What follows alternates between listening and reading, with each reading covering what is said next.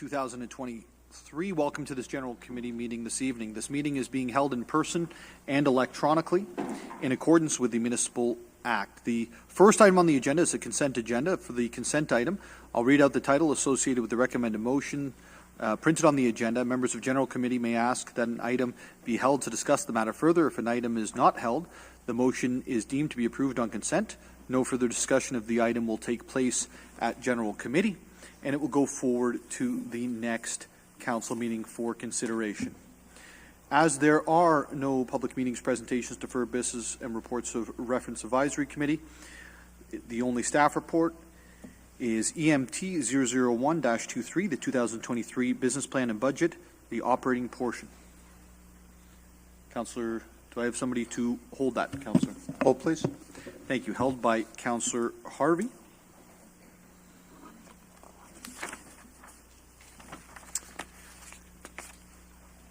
We'll now proceed directly to the 2023 Business Plan and Budget. Councillor Harvey, would you put the item on the floor? Yes, Mayor Nuttall, I'll put the item on the floor as printed. Thank you, Councillor Harvey. Just to bring everybody up to date on what the plan is for this evening, obviously this is one of the biggest pieces of our mandate as council is to approve the budget. Tonight's deliberations will continue into tomorrow night likely and end with our service partners at the beginning of March. What we have on the agenda to deal with is the proposal that's been brought forward by our public service to look at all of the operating costs for the City of Barrie, the requests from our service partners that will look at things like policing, the County of Simcoe, social housing, long-term care shelters, the library, and many other partner services. And we also have a capital budget that we'll need to approve as part of this process. The combination of those service partners and our capital budget and our operating budget will leave us in a position to be able to determine what the effect is on our community in terms of the potential tax increase or fee increases this year, and it will also take into consideration all of the projects that will be taken on going forward. Many of those projects, in terms of our capital plan, have multi-year impacts. To put some perspective on where we're starting, the overall tax increase that's being considered is 3.95%. That is encompassing all of those items together, with the exception of the wastewater, water, and stormwater proposal that's been brought forward. If you include the stormwater proposal, which would be directed towards fixing stormwater infrastructure, retaining ponds and other items as such, we'd be looking at somewhere around a 7.5% to 8% increase this year. That's where we're starting. That's not where we're ending. But before we go into actually debating the budget and going through the budget, I just want to say thank you to all of our public servants who've worked very hard to get us to this place, whose work towards the 2023 business and budget plan has encompassed not one but two councils, and that have really tried to, in their terms, balance what they see as the affordability question for the residents in the City of Barrie, alongside the necessary investments needed in terms of our frontline services, City Hall, as well as any capital projects going forward. I think the work that's being done prior to us even deliberating on this is outlined in the proposed 0.88% tax increase on the what I call the City Hall controlled operating budget. There was a lot of work that was done just to get there, and these are very, very difficult times in the sense that we have the same issues that folks are facing at home in terms of higher interest rates, in terms of inflation, the City of Barrie is facing as well. And we need to be able to, through our conversations tonight, working as a team, make sure that we balance all of these items out. And it's never going to feel perfect, and we're not all going to agree on everything. But I know at the end of the day, we're all coming to the table trying to do what we believe is best for the residents and citizens of the city of Barrie. So with that, we're going to start tonight with Deputy Mayor Thompson. I believe that you have a couple of housekeeping items to deal with. Thanks, Mayor Nuttall. I have a deferral motion that, considering the Barrie Police Service Board budget, be deferred to General Committee meeting to be scheduled on March 8th, 2023.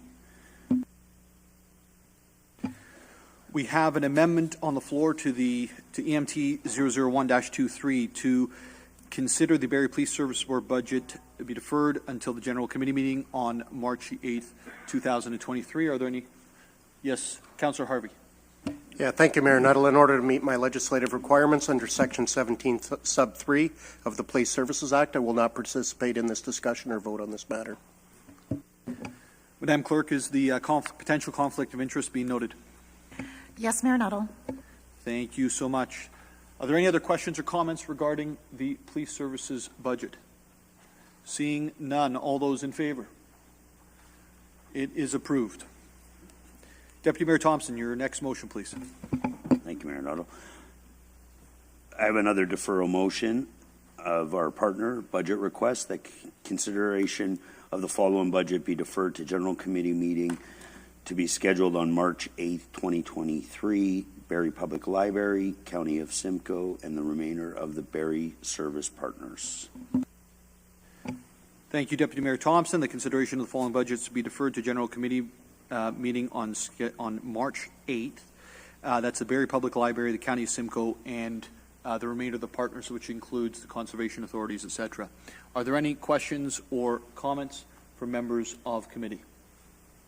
Seeing none, all those in favor? It's approved.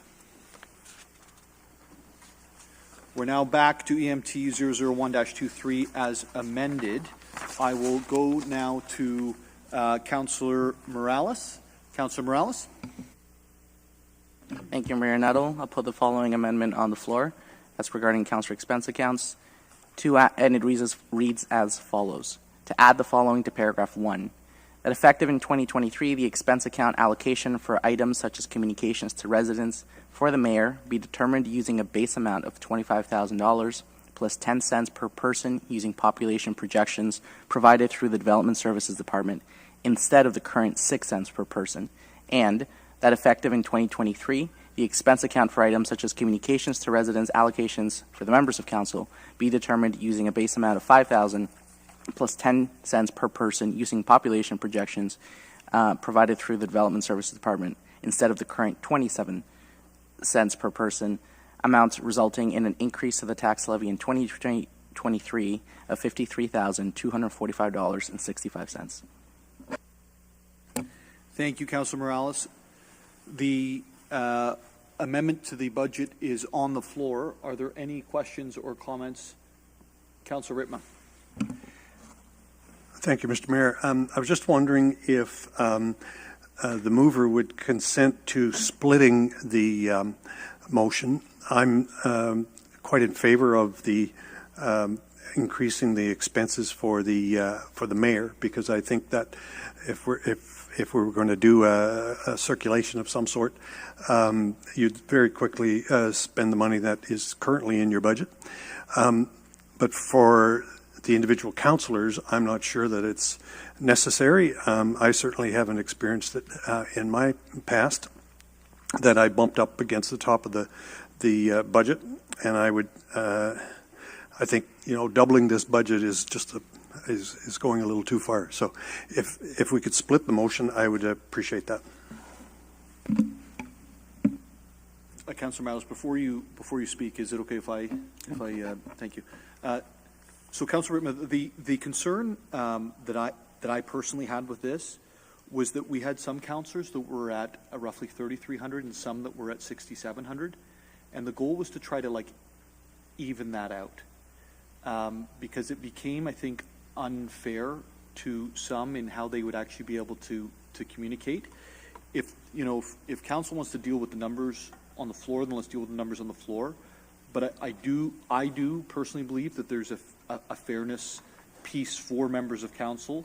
Councillor Nixon's budget, I think, was in the 3,000 something, and then Councillor Harvey, you were at something around 6,700, and then Councillor Morales was at 6,300, and I personally had a big issue with that because that makes it really difficult for Councillor Nixon to do his job in comparison.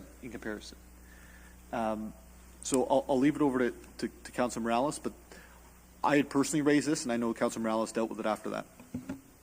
Yeah, thank you, Mayor Nettle. Yeah, the Ward 9 budget, the smallest ward in the city, is almost double downtown and yours. So based on the new information, if you want to split it again, fair enough.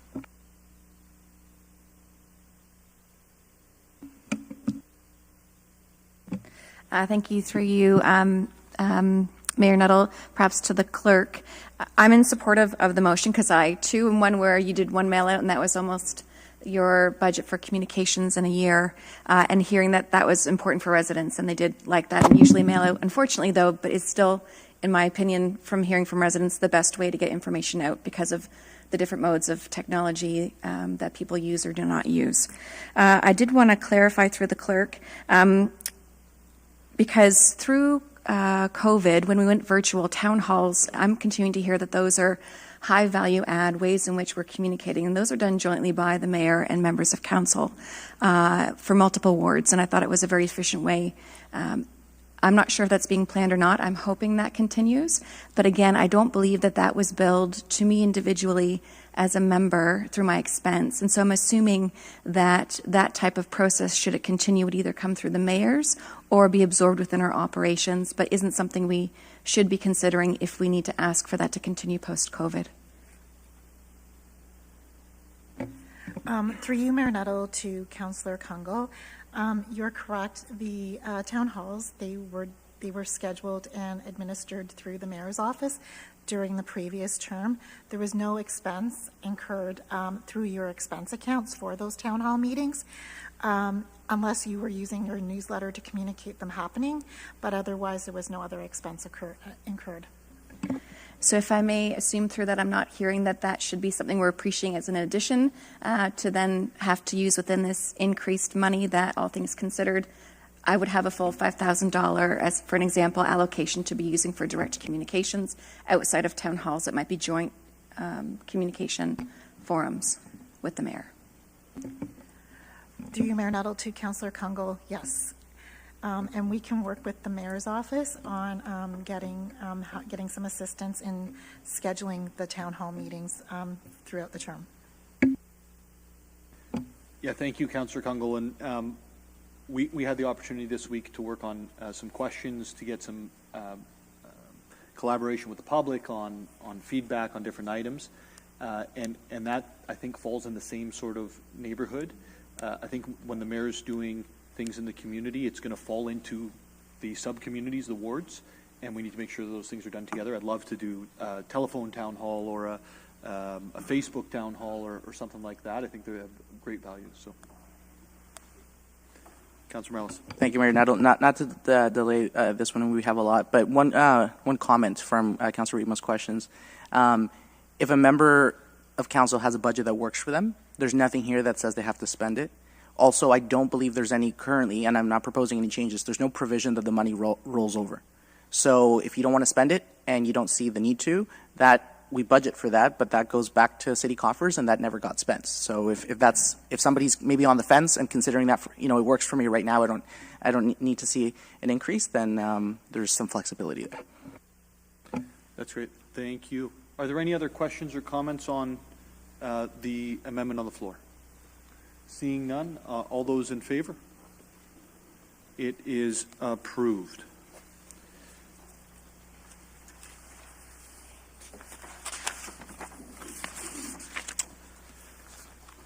Councillor Harvey, you are next. Just before we do, I just want to say thank you, because I know that you've put an awful lot of time and effort into this, and so I know you've got quite a bit that you've been working through with both the team around the table and also our team of public servants. So I'll hand it over to you, and we'll glide through the evening. Yeah, thank you, Mayor Nuttall, and again, thank you to you, Deputy Mayor Thompson, and everybody around the table, because yes, this budget, obviously, because we're dealing with a larger incremental increase right off the hop, there was a lot more work that's gone into this budget in comparison to the previous 4 budgets that I dealt with in the previous term, and I think we're in a position where obviously we have to make some very difficult decisions, and some of the decisions are decisions that we probably don't want to have to make, but we're in that situation. So my first amendment is that paragraph 3 be amended as follows to add the following. That the following new investment and service recommendations be accepted as tax levy supported increases. Intake form 2686, utility SCADA specialist. Intake form 2737, roads operations staff, growth lands 2023. Intake form 2707, emergency vehicle technician. Intake form 2717, facilities project managers. Intake form 2720, waterfront additional cleaning. Intake form 2719, marina boat storage. Intake form 2726, Barrie Transit fare increase. Intake form 2759, Barrie Transit service reduction, Salem and Hewitts, resulting in a reduction in the net cost from $2.7 million on operating to $329,358, and a reduction to the tax levy of $1,432,180. Thank you, Councillor Harvey. Are there any questions and comments with regards to the latest motion, amendment on the floor? Councillor Kungl. Are you, well, I guess for process, we're not looking at pulling apart anything that we'd like as an exception, as an amendment to an amendment. So do you want us to be voting on this in whole or in part? Because there's some that I would say that I would not like to see removed from the budget that fall outside of the amendments that we've got. So I think bring them forward as needed. I was alerted that Councillor Negussie has one that he wants to amend. If there's other ones that we don't have here, then they probably should go at this time, just so they're all in the same neighborhood, if you will. So I guess the one that I would like maybe some discussion on that I thought had an interesting proposal was the marina boat storage, and I believe that was maximizing the vacant lot at Vespra, if I'm correct, Councillor Harvey. That was number 2719. And I didn't know if you could help me with the rationale for looking at changing the funding from this. So Councillor Kungl, 2719 marina boat storage, is that what you're referring to? It is. Okay, so that's inside of Councillor Harvey's amendment to maintain within side of the proposed budget? And so all others are you, so can you just give me more context around what you're including and excluding in this? So that the following new investment and service recommendations, so those are the ones that were, I can't remember what page it was in the operating plan, be accepted as tax levy supported increases. It's 2686, 2737, 2707, 2717, 2720, 2719, 2726, and 2759. These are only the tax levy supported ones that he's referring to.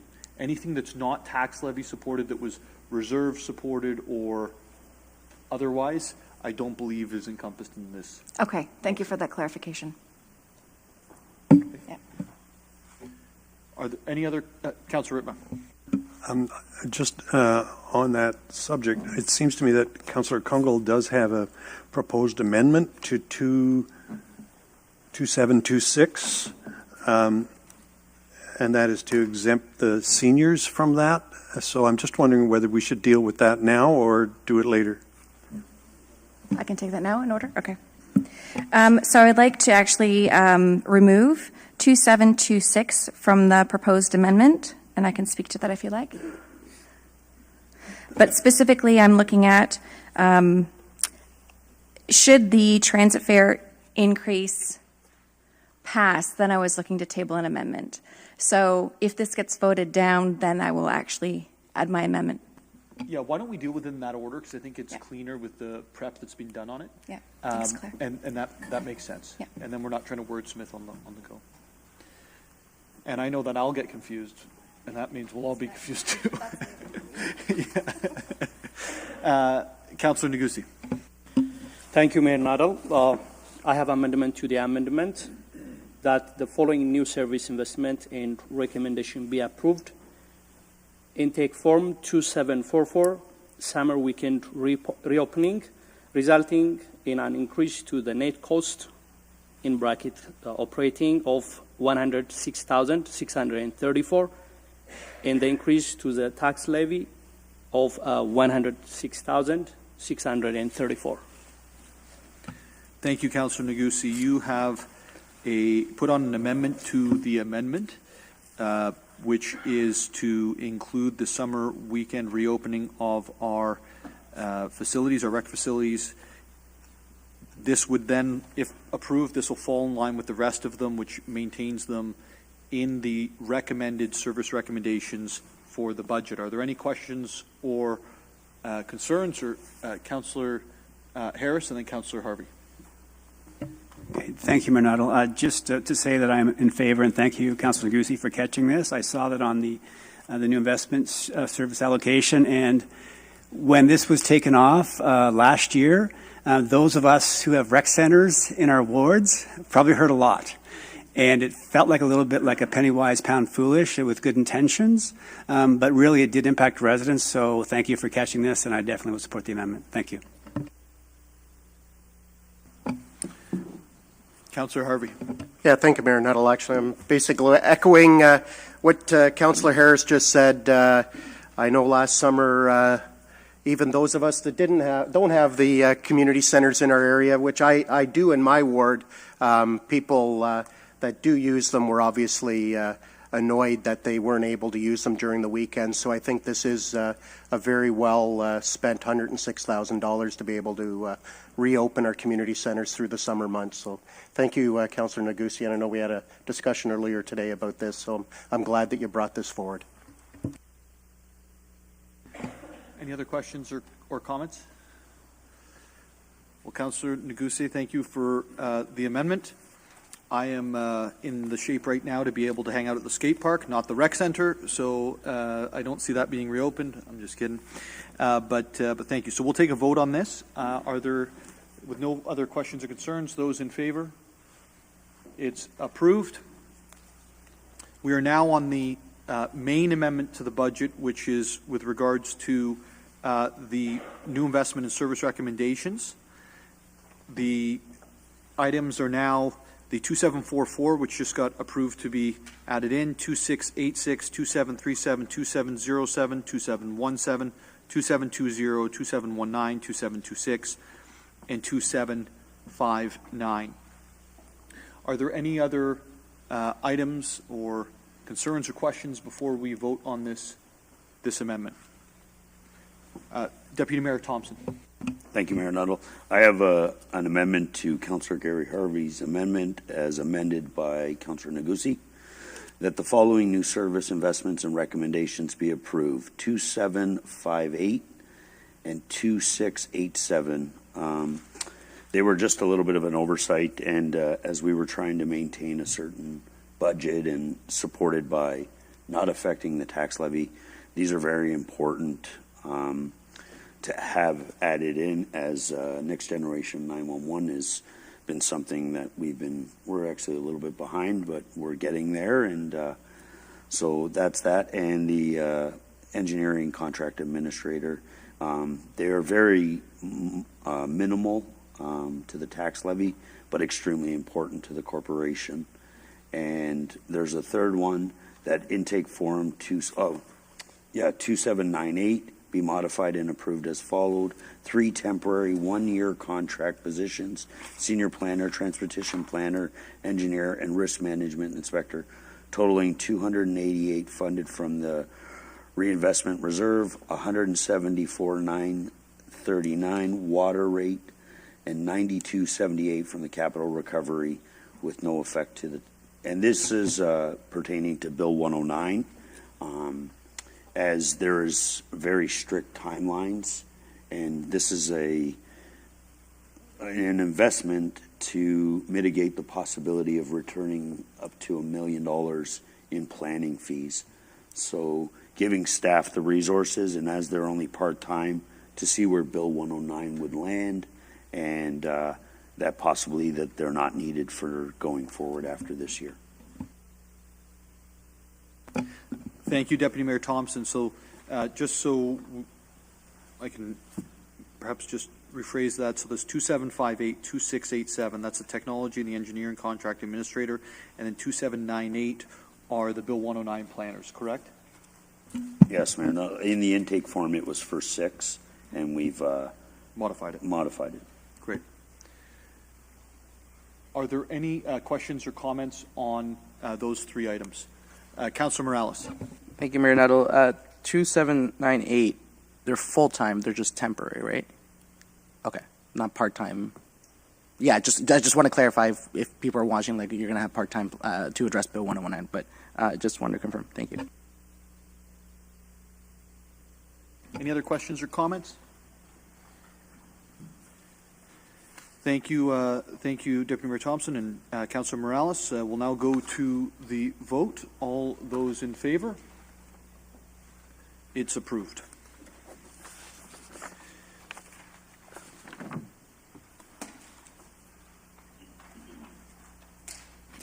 I'm now going to take a vote on the main motion, the amendment to the main motion with regards to what was originally placed on the floor by Councillor Harvey. Councillor Harvey. Yeah, sorry, Mayor Nuttall. I have 2 more amendments Okay. that are actually related to that vote. So I don't know if we want to do these 2 other amendments before we take the vote on that whole totality. It's to do with the intake forms continuing. Okay, yeah, absolutely. Sorry about that, Councillor Harvey. I need to learn to flip the page, I think. Thank you, Mayor Nuttall. So the first one is that the following new investment and service recommendations be approved. Intake Form 2768, McLaren Art Service Provider status, removed from Cultural Grants Program, and Intake Form 2764, Barrie Air Show, resulting in an increase to the net operating of $125,000.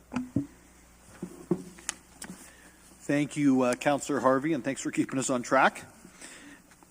The amendment on the floor is for 2768, the McLaren Art Service Provider status, and 2764, the Barrie Air Show, to be approved. Are there any questions or concerns with regards to either of those items? Seeing none, then we'll call the vote. All those in favor? It is approved. Councillor Harvey. Thank you, Mayor Nuttall. And my last amendment in relating to the intake forms is that the new investment and services recommendations not approved through the 2023 budget process be referred back to EMT for reconsideration as a part of the 2024 business plan. Thank you, Councillor Harvey. Councillor Kungl. Thank you, Mayor Nuttall. So just for clarification for those viewing this evening and in that framing, so my understanding is, based on that, anything that came through the intake form that was not tied to the tax levy but is funded through other reserve stands. For instance, structural engineer and the infrastructure and growth management office services assistant, those are 2 examples of new requests, but that money has been identified as coming out of a different surplus reserve. So I'm assuming all else stands, and perhaps if it's helpful for the public, maybe there's an awareness of what was in the budget that actually doesn't carry forward through this motion that's on the table now. Yes. After the fact.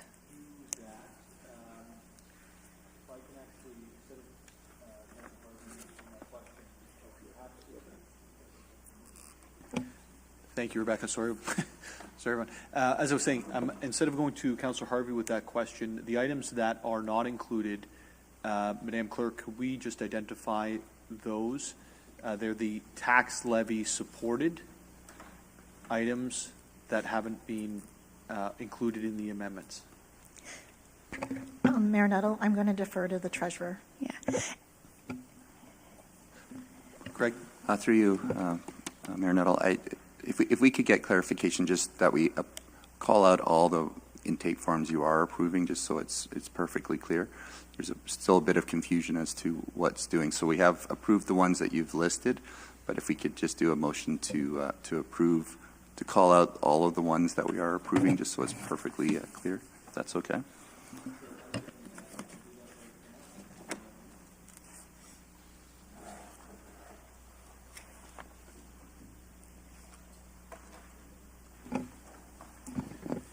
The tax levy supported items that are approved are 2686, 2737, 2707, 2717, 2720, 2719, 2726, 2759, 2744, 2798 as amended, 2758, 2687,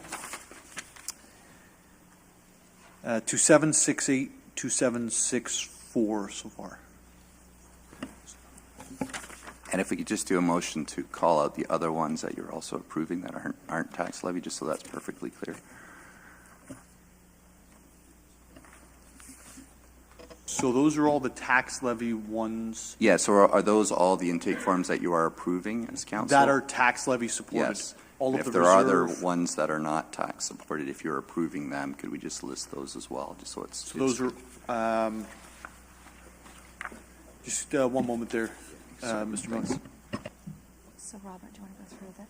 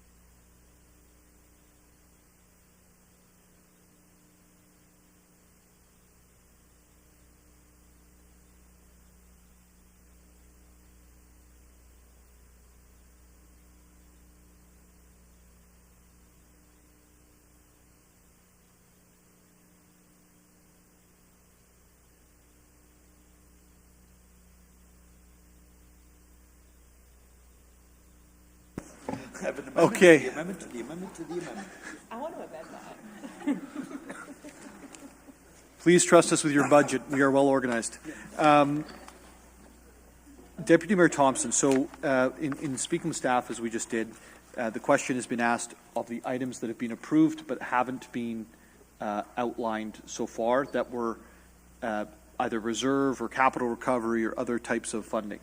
So if you could read those numbers out for me with the approval given to him. Thank you, Mayor Nuttall. An amendment to the amendment of the amendment to the amendment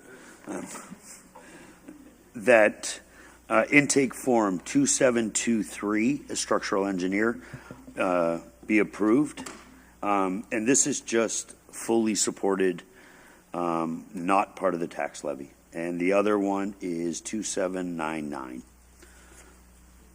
That is the only remaining intake forms. Oh, sorry. Economic development and tourists. That's the tourist resource. CAO Prowse, could you perhaps enlighten us on the approach to take on this, as you're going to be the one who's going to be interpreting all of these things along with our clerk and our senior team, and I want to make sure that we have this crystal clear. Thank you, Mayor Nuttall. Through to you, to members of General Committee, I think I'll try to capture it, and I may need some assistance here, but Deputy Mayor Thompson, just starting at the top of the new investment forms, using the rationale that I think was spelled out, funding for positions that was coming from other than tax levy. I see 2722 as the first one, but I didn't hear you call that out. Is that part of it? I thought, yes, you're right. Could Sorry. be me, my No. apologies. I also see 2723, which I see you did call out, which is funded from the same enterprise model. 2799 is an economic development and tourism resourcing, funded, I believe, fully from MAT, but is a reserve funded position. And I think if anybody on my team sees one that I'm missing, if you could let me know. I think that covers the position. 2762, Mr. Gillespie? 63.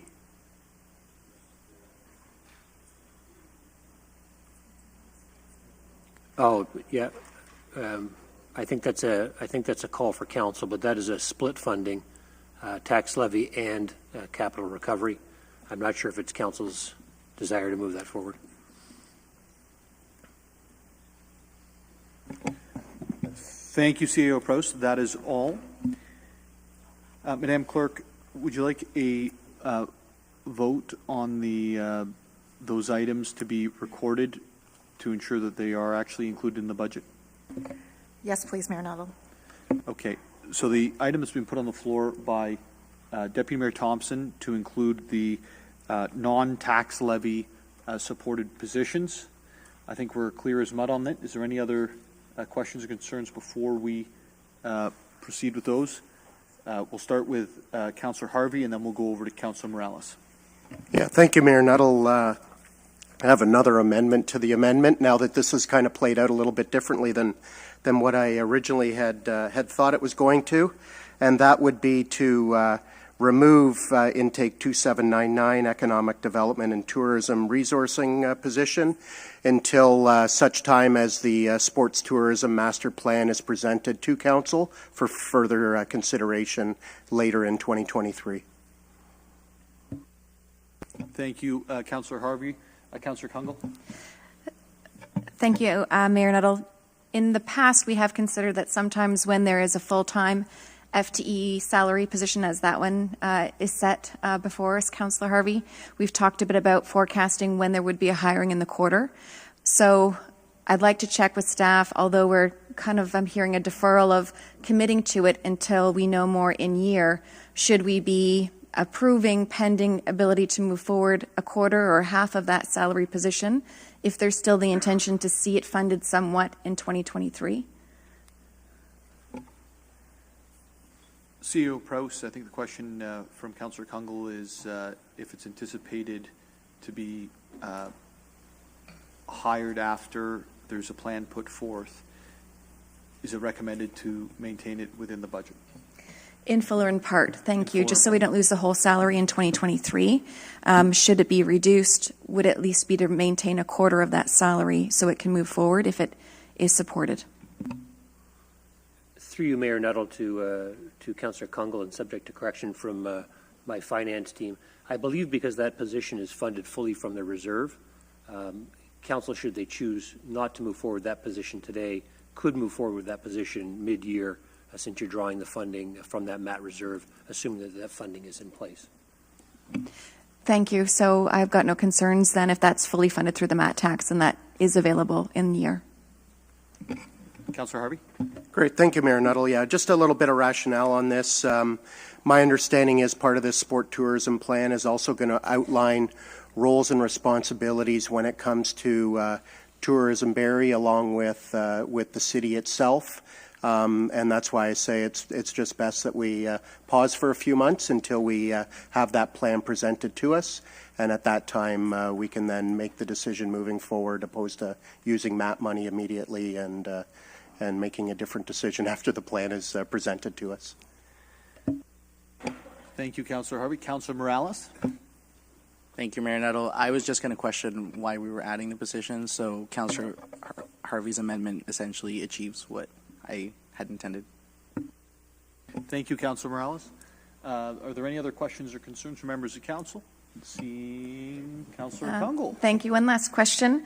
As we were finalizing the reference to what fell in and out of being funded through reserves versus the tax levy, there was one position that was identified as 2763, the system analyst, that was coming about partial from capital, I think, and then partial from a tax levy. I'm seeing 38,000 from the tax levy, 80,000 from the recovery from capital. I just wanted to give a moment to staff if they wanted to comment about this position. Should we consider it amongst the others because it is touching part of the reserves?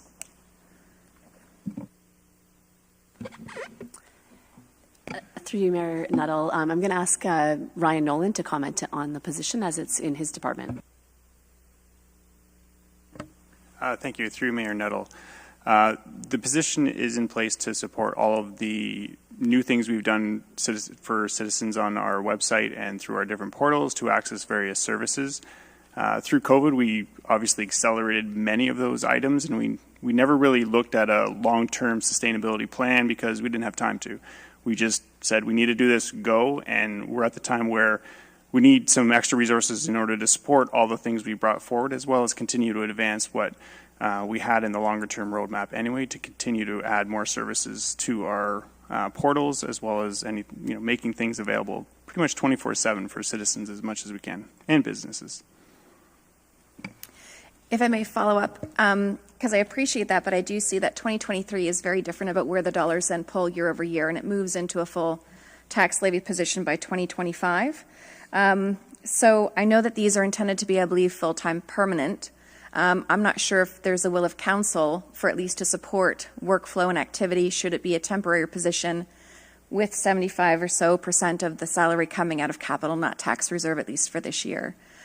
If it would be temporary versus permanent, would it still be a value add, Mr. Nolan, around us considering that with a lower percentage of that salary coming from the tax capital? Would you like to see it continue 1 year? Through you, Mayor Nuttall. Yeah, any resource will be welcomed. We'll be able to, if it's for the 2 years as mentioned in here, then that's 2 years we can continue to move things forward and potentially come back to council at that point for either conversion or whatever those needs might be in the 2 years. So, temporary terms are a little harder to recruit in this market than permanent positions, but we can certainly try, and I wouldn't say no to it. Councillor, can I just want to qualify something? So one of the pieces of the question there, Mr. Miller, that was asked with regards to 2763 was relation to the funding, which right now under the capital recovery is about 80,919, and then perhaps a reduction on the tax levy. My understanding is when we're moving some of these dollars around, we have to allocate based on where we're actually getting the dollars from, and you could perhaps see a reduction based on the percentages going down, but maybe not just say no to the tax levy and yes to the capital recovery. Is that correct? Through you, Mayor Nuttall, to members of General Committee. So when it says capital recovery, that actually means there's a capital project related to the work. So this position, I guess, in year one, we'll be doing some work related to a specific capital project where the time will get charged to. Not all the time is they're not 100% working on projects. There is an operational maintenance piece of it. So it's related to a specific amount of work through capital. So it is an operating, generally you fund positions through your operating budget. You need a base operating piece of it. There are some positions that are capital in nature. For example, in Bala's group, they're building bridges. There's some of them, almost all their time is into capital. And that's driven really by how PSAP defines capital. You can capitalize their costs in the accounting world. So to answer your questions, this one here is partially going to be an operational piece, and it's also doing a lot of capital work initially. It's how it's being funded, if that makes sense. It does. So I don't think we can eliminate the one side and keep the other. I just wanted to No, thank you. I was looking to clarify with that context overall, because our motion we've approved to date, pending the vote, is that if it draws from the reserves, we're supporting it. So it's a good point of clarification to identify. This isn't a reserve, this is a capital. So it would have fallen out and is not approved at this time, even though funds for the salary are coming out of two different sources. So on that, considering it's not fully coming out of the tax levy and the pressures tied to APLI, permitting, licensing, and the pressure points that we're coming into where we want to be promoting development and efficiencies, I'll look to the will of council. I'd like to table an amendment that we actually add back in for 2023-2024, commitment to the system analyst position. And I guess I'll look to staff to deem that to be a temporary position. Thank you, Councillor Kungl. So the amendment to the amendment is that 2763 be funded inside of the 2023 operating budget based on the capital recovery of 80,919, the capital budget of 1,900 and 38,854 from the tax levy, and that it be considered a temporary position. Maybe 1 year contract, is that what you're? I was proposing 2 years just for some continuity, although it does shift, but I'll put that on the floor for a 2 year temporary full-time position. Okay, thank you, Councillor Kungl. Are there any questions, Councillor Harvey? Yeah, thank you, Mayor Nuttall. Question to staff, probably Mr. Nolan would be the best.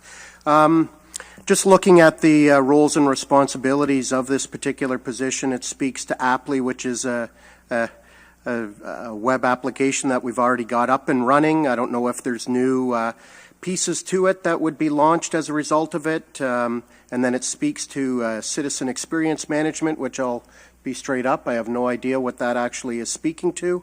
And then also turning some further services for the community onto online, so that way it's accessible 24/7.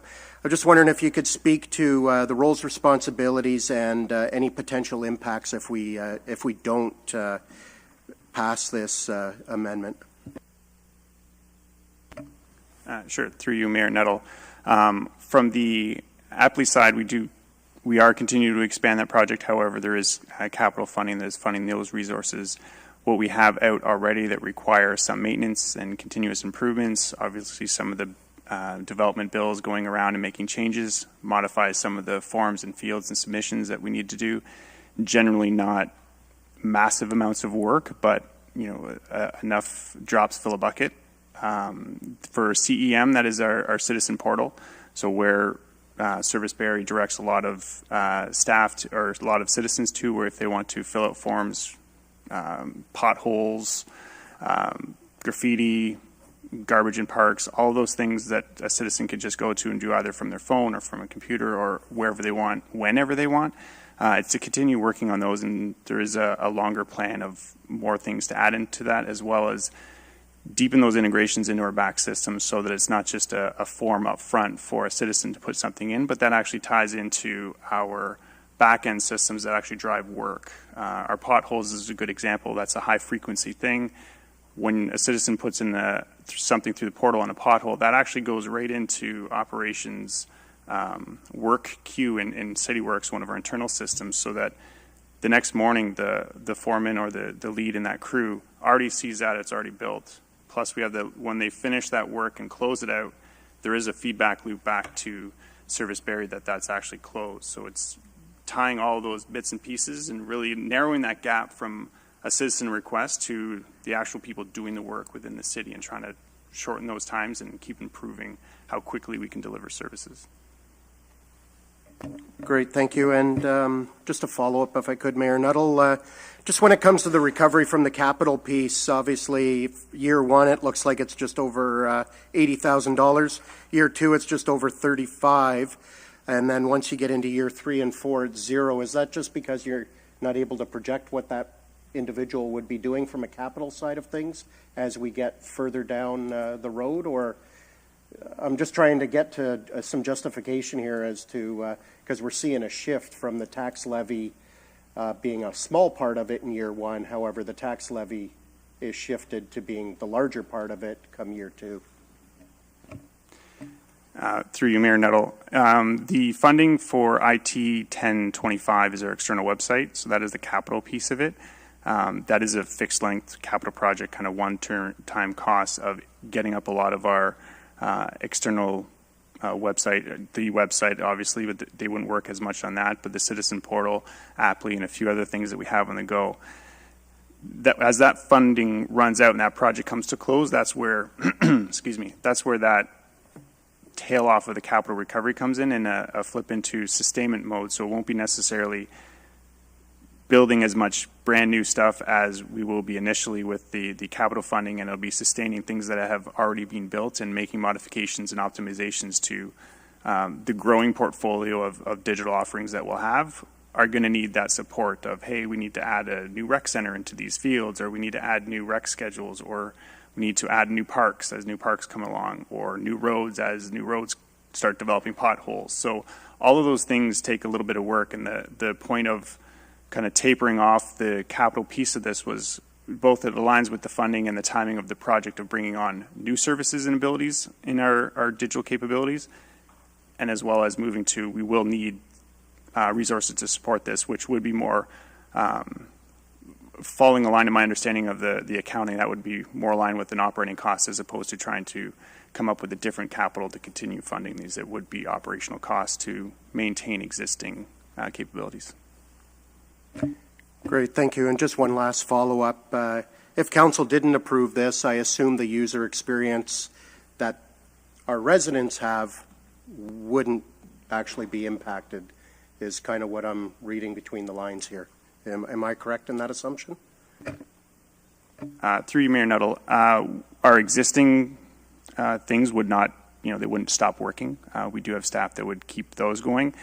It would essentially halt any new things going forward. Apply being the one exception, there is some funding in a different capital program that would keep some of the Apply things moving forward. But as far as the Citizen Portal and continuing enhancements along there, enhancements and tying more things into the mobile app, those things would be delayed. We have other projects on the go too, so we would have to shuffle resources around and we wouldn't necessarily be able to focus on these as quickly as we want to get those services up and available. Great, thank you. I'm having difficulty in supporting this because it does have an impact on the tax levy. Unfortunately, this is a budget where we've had to penny pinch and really go through this line by line, so I have some difficulty, especially when it's not going to have any impact on what the services that we're already offering when it comes to the online piece, and it seems like there's already staff able to deal with the back-end issues when those arise, so maybe it's something that we should be reassessing in 2024, so I won't support this amendment. Thank you, Councillor Harvey. Are there any other questions or comments around the table? Seeing none, I'll call to question the amendment to the amendment put on by Councillor Kungl to bring 2763 back into the budget. Support of the amendment brings the position back in and would then be added to the other ones that we've already brought back in as well. Those in favor on my right and on my left. Okay, the amendment fails. We'll now go back to the main amendment. Deputy Mayor Thompson. Thanks, Mayor Nuttall. It was a little bit of an oversight, and I apologize, but I'd like to add intake form 2734, which it's at the very bottom. It's the disability management specialist, and I can speak to that. Yes. So there is no cost associated. It's actually being performed in a position today. It just needs, through the HR department, they're already working on it. It just needs council approval to continue that staff member having that role as a full-time person. But there's no cost. Thank you, Deputy Mayor Thompson. The amendment to the amendment is 2734, disability management specialist, be included in the accepted new investment and service recommendation requests. Are there any questions or comments? Councillor Harvey? I apologize, Mayor Nuttall. I seem to have a lot of questions tonight, but I just want a little bit of clarity. So I can see here from the intake form, the last 2 years it's been, it appears that it's been serviced through the CAO's office, and the reason there's an offset here is in relation to consultants. So does that mean that the funding that's been carried over the last couple of years is going to be stopped, and we would then contract this out? Am I reading that correctly? Through you, Mayor Nuttall, to Councillor Harvey, I'll ask Ms. Janino to speak to it, as it's it's under the CAO's office. Her office reports in through the CAO's office. My understanding is, yes, the consulting dollars would be repurposed to the staff member. Christine? Yep, thank you, CAO Prost. Through you, Mayor Nuttall, to Councillor Harvey. It is currently consulting dollars in the HR budget that is being used to staff our disability management specialist in-house. So rather than have that be spent on consultants, which are much more expensive, we would just put that money into the permanent staffing for that position. There would be no additional impact to the tax levy. Great, thank you. Are there any other questions or comments? Seeing none, we'll call the vote. All those in favor? It's approved. Are there any other? Councilor Morales. Could I make a quick point? Could we vote on what we have right now, get it out of the way?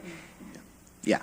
So I agree with Councilor Harvey on this. I thought we were going to do his grid and then start adding and taking away, but now we're doing amendments on amendments on amendments, plus staff that things that aren't on the tax, and it's getting away from us. Okay. That's a great point. Thank you, Councilor Morales. We will proceed to that at this point.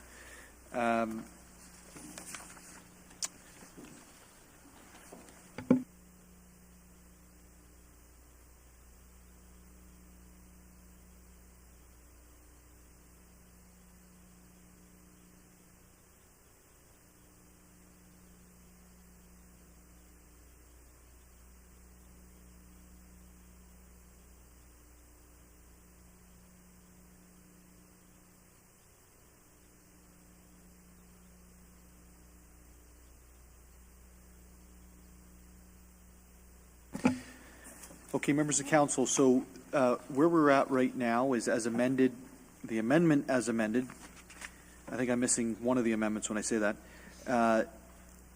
was Councillor Harvey's remaining intake forms piece. We've then made amendments to that, which we voted on. So I'm now going to take a vote on that piece, and then we will go back to the main portion, which was originally introduced and has been amended 4 or 5 times at this point. Okay? So on Councillor Harvey's amendment as amended, any questions or comments? Seeing none, all those in favor? It's approved. We're now back on to the initial amendment as amended multiple times. Are there any other questions or comments with regards to Councillor Kungl? So now I think that we've dealt with the overall piece. I would like to address the that we've approved the increase to transit fares for the 2023 tax levy. Or you still want to proceed through before any So we changes to the haven't fare? actually approved that yet. We've approved the final amendment to that amendment. Okay. So Wait for one more amendment? Yes, one Okay. more amendment, Councillor Kungl. I know I said that about 20 minutes ago. Are there any other questions or comments? Seeing none, we'll take a vote on the main amendment that was brought forward by Councillor Harvey. All those in favor? Approved. Councillor Kungl, I think you have something for us. All right. Can you tell I'm eager about this one? So as we've just approved that the transit fees are increasing in 2026, I would like to table the following amendment as an exception to the fares as follows. That the transit fare increase provided for intake form 2726 not apply to seniors, and I can speak to that. And further, part 2, that the reduction of $24,209 in revenue be replaced through a one-time draw on the reinvestment reserve, and I can speak to that as well. Thank you, Councillor Kungl. The floor is yours. Thank you. In some of the intake forms, there was information that did identify what data was attributed to increasing seniors in fares and by type of fare, be it a 10 pass, a day pass, or cash. So this motion, for clarity, is to totally exclude any type of increase to seniors on any fare type in 2023. Further, that there was an association to $24,000 and change being attributed to what the revenue would have generated from seniors through that fare increase.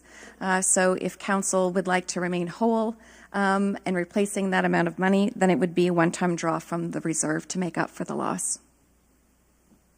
Thank you, Councillor Kungl. Your amendment is on your floor. Your statement's been heard. Councillor Morales. Thank you, Mayor Nuttall. Just to clarify, it's the second one on our papers that was moved, not the first one? Okay. So That's correct, Councillor Morales. Okay, perfect. At the current moment, I'm having a tough time supporting it, and here's why. The people who use the bus users, transit users, it's harder to break them down from seniors to non-seniors. If you're using the bus, a lot of people are relying it as their main form of transportation. It's not because they want to, even though some people do want to use public transportation. So I'm having times answering a hypothetical single mother who is working class, essentially, telling her you're going to get an increase, but not a senior. In my mind, we either do it across the board or not. For other things, I would have an easier time with senior discounts if it's health related, if it's fitness, if it's different mobility, different items. But on this one, I think we should either do it holistically or not. And then making that comment, I'm going to ask Mr. Forsyth a question. Mr. Forsyth, I know you and I had this discussion a couple months ago, so I just want to make sure I get my facts straight. We in Barrie currently don't have a universal transfer for bus riders. Is that correct? Through you, Mayor Nuttall, to Councillor Morales. Sorry, I didn't hear that last question, that last part of the question. We currently do not have a universal transfer for bus riders in Barrie. Is that correct? Through Mayor Nuttall to Councillor Morales. When you say universal transfer, do you mean they can't transfer from one route to the next without paying a second fare? Thank you for the clarification. It's basically the logic where if somebody's using the bus to go to No Frills, and they're in there between an undetermined period of time, usually between 25 minutes to 40, that they can usually just ride back home. Oh, I'm sorry. Yes. Okay, I understand the question. Sorry. Yeah. So Barrie Transit does offer a universal transfer for all riders. And it is time-based, and a couple years ago we increased it from 60 minutes to 75 minutes. And the intention of that was on Sunday, one of the biggest concerns we had is our Sunday service runs an hourly service. And so if an individual is transferring from one bus to the next and they have to wait a long period of time, sometimes that transfer does expire. And so as part of our fare strategy in 2019, Council did approve the increase of that. So it allows an individual to board one bus and another within 75 minutes of their initial ride. So I think what I'm getting at here is I think what you're saying is that there could be an opportunity for somebody to take the bus to the grocery store with their universal transfer to get back on and go home with paying just one fare. Perfect. Follow up. And that 75 minutes starts the moment you get on the bus the first time. Correct. The Not 75. offload. Correct. As the passenger boards the bus, they can ask for a transfer from the operator who gets it as they board the bus. Correct. Okay, perfect. Mayor Nettle, what I'm getting at with it, because it is kind of related, is, again, I have a tough time slicing and dicing essentially what is seniors versus working class. However, if we were to extend that time to 90 minutes and allow greater freedom for people who maybe that is saving some money, I would, across the board, I could be open to that, but I'll let discussion carry on before doing any amendments. Thank you, Councilor Morales. Councilor Kungl, and then we'll go to Councilor Corser and then Deputy Mayor Thompson. If helpful, I'll provide some broader context into why I think seniors, at least for me at this time, is one where I think there should be an exception. In the intake form, we weren't forecasting to identify an increase in any fares this year. If not, it was 2024, but because of the economic state, it is being bumped up a year. Having been on the Seniors Advisory Committee for the past term, and involved in the age-friendly community plan, transportation was one of the key contingencies around an accessible city, connected city, that was important. From there, we actually created a Thursdays is a free transit day for seniors.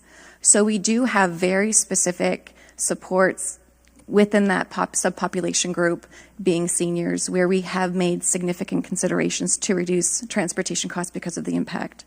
I do see it as important to provide something in light of this being not a forecasted one, and ideally giving at least the following year an opportunity for our Seniors and Accessibility Advisory Committee to have conversations on this piece to say, if it comes back in 2024 on fare increases again, would we rather see another free day? Would we rather advise council about an appropriate fare? And what is something that has an impact, so we're not speaking from kind of what is cost effective and what's a barrier. So $24,000 I think is minor, coming from a reserve is something I think we can afford, and then move it to the Seniors Advisory and Accessibility Committee to actually come back with a recommendation next year in 2024. Thank you, Councillor Kungl and Councillor Corser. Yes, through you, Mayor Nuttall. I would be supportive, actually, of universally holding that, because unfortunately, financially vulnerable people are most likely to use our public transit. And I don't think that a lot of people in this time are able to afford too much more stresses on what they have to spend now. So I think that I would be supportive of a universal freeze for the time being. Thank you, Councillor Corser. Deputy Mayor Thompson. Thanks, Mayor Nuttall. Councillor Morales brought up a point. Maybe to staff, how do we identify, does the driver ask seniors, are you a senior, when they pay their fares? And the reason being is, sometimes you got to watch that you're not putting our providers in that issue, where the drivers don't want to have that confrontation with somebody. If they get on and they look as young as me and say, I'm a senior, then, I just want to make sure that it doesn't put our providers in that. And if there was a way that we could, eliminate the confrontation between the driver and the user of the service. Thank you, through you, Mayor Nuttall. Certainly, we at all costs try to avoid any kind of conflict between the driver and the rider, and so there wouldn't be a situation where we'd get into a fight over that. On Barrie Transit, the policy for being a senior is 65 and older. But if someone argues it, the driver would have the flexibility to reduce the fare on a case-by-case basis. Another question, and to Councillor Coursers, that fare hikes right now for a lot of people. Are you aware, and do we work with the county on some support for seniors or for people in lower income who are relying on transit? Thank you for the question. We, as a matter of fact, we did have a conversation with the County of Simcoe today with respect to that matter. And there are no programs being offered through the county at this time for seniors for riding or subsidizing our transit service. There are programs available to take a senior to outside of our community for medical purposes, and that is funded, but not to subsidize our transit system. However, they do offer through Ontario Works an employment assistance program. So if you are on Ontario Works and you need a bus pass to get to employment purposes, that is subsidized through the Ontario Works program through the County of Simcoe. Okay, perfect. Thank you. Councillor Harvey. Yeah, thank you, Mayor Nuttall. I will support this, and I do appreciate the amendment coming forward. I have recently been reached out by a couple of seniors in my own ward in relation to some of the struggles that they're having, and I anticipate that I'll be bringing something else forward down the road. But when you look at Stats Canada, the most recent data available is from 2020, and the median salary for those that are 65 plus is only $32,200. So these are people that are extremely at the low end of the bracket when it comes to income, especially those that are on a single income if they happen to be a widow now. And obviously they're on a fixed income because of being on pension, whether it's Canada Pension or if they happen to be lucky enough to have a company pension. But it is an issue. It's a small amount, and for the sake of $24,000 and change coming out of a reserve, I think it's the right thing to do. Thank you, Councillor Harvey. Seeing no others, I have one issue, and it's not with the actual amendment itself and the intent, but more that I want to alert Council, this is a deferral, it's not a funding. So the approval of this amendment does not result in maintaining seniors the current seniors' fares going forward. It defers it to next year. And I say that because I don't want to set up my colleagues to where we're having the same debate, same time, same bat channel, and really going in a circle. So the reason that I'm going to support it as is because I know that there's a conversation that is wanted to be had around this as members of council. I think we need to have that fulsome conversation, but we need to remember when we're having it in a few months that we deal with the budget this time of year, and every decision we make in between affects this night. And so I don't want to be having the exact same conversation next year because I think that that's just not fair to seniors, it's not fair to our public service who put all the work in, and quite frankly, it's not fair to ourselves. Okay? So I'm going to support it, but I just leave that caution out for everybody. All those, are there any other questions or concerns? Okay, all those in favor? It is approved. Give me one quick second, folks. I'm just going to get caught up with the items. Deputy Mayor Thompson, you wanted to ask a question? Thanks, Mayor Nuttall. Just because of all the amendments and motions, I've been trying to keep on top of everything. And this is to Mr. Miller. Do I have as at a reduction of 1.205321? It's a very specific number you have, Deputy Mayor Thompson. 43 cents. And 43 cents. Mr. Miller.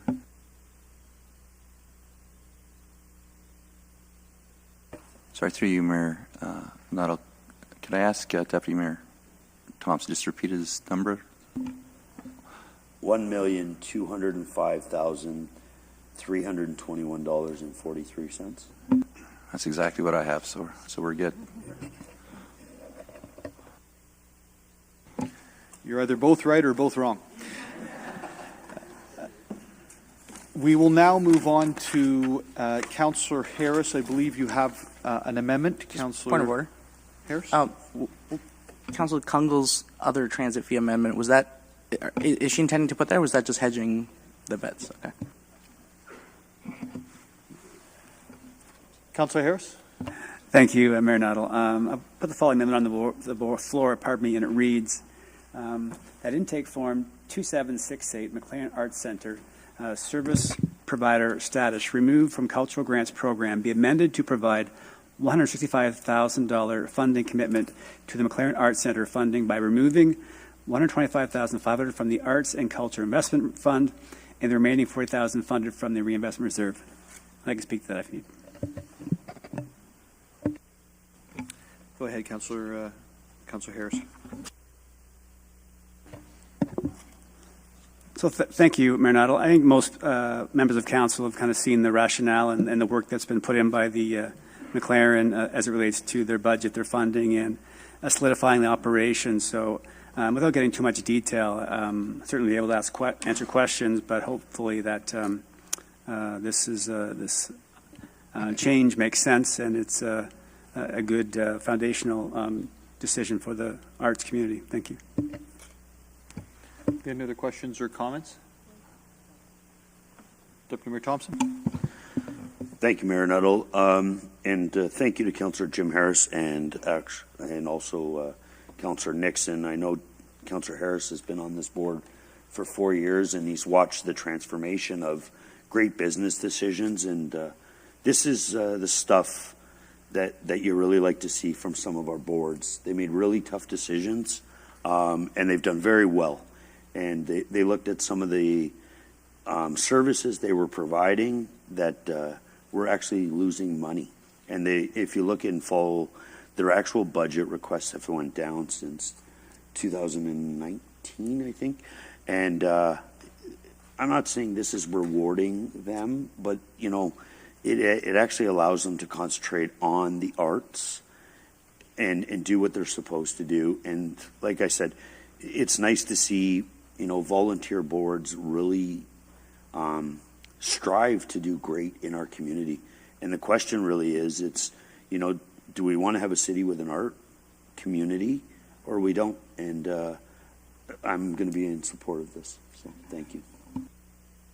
Thank you, Deputy Mayor Thompson. Are there any other questions or comments on the tip of Councillor Morales? Just very quickly, Mayor Nuttall, I'll be supportive of this, and here's why.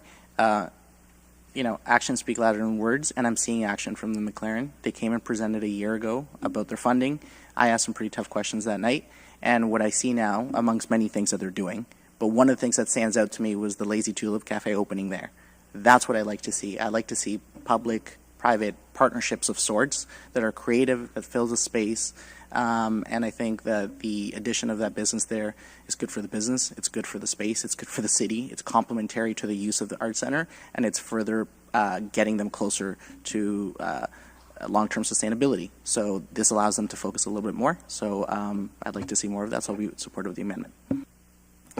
Thank you, Councillor Morales. Are there any other questions or comments on the amendment on the floor by Councillor Harris? Seeing none, all those in favor? It carries.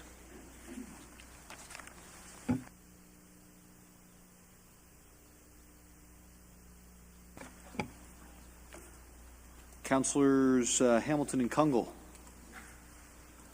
Who's up? Sure.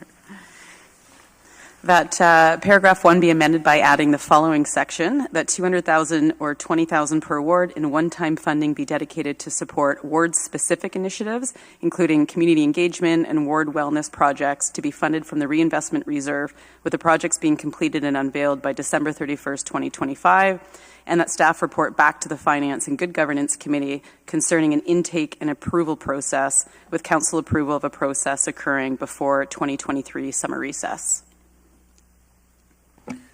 Thank you, Councillor Hamilton, and thank you, Councillor Kungl, for the work you both put into this amendment.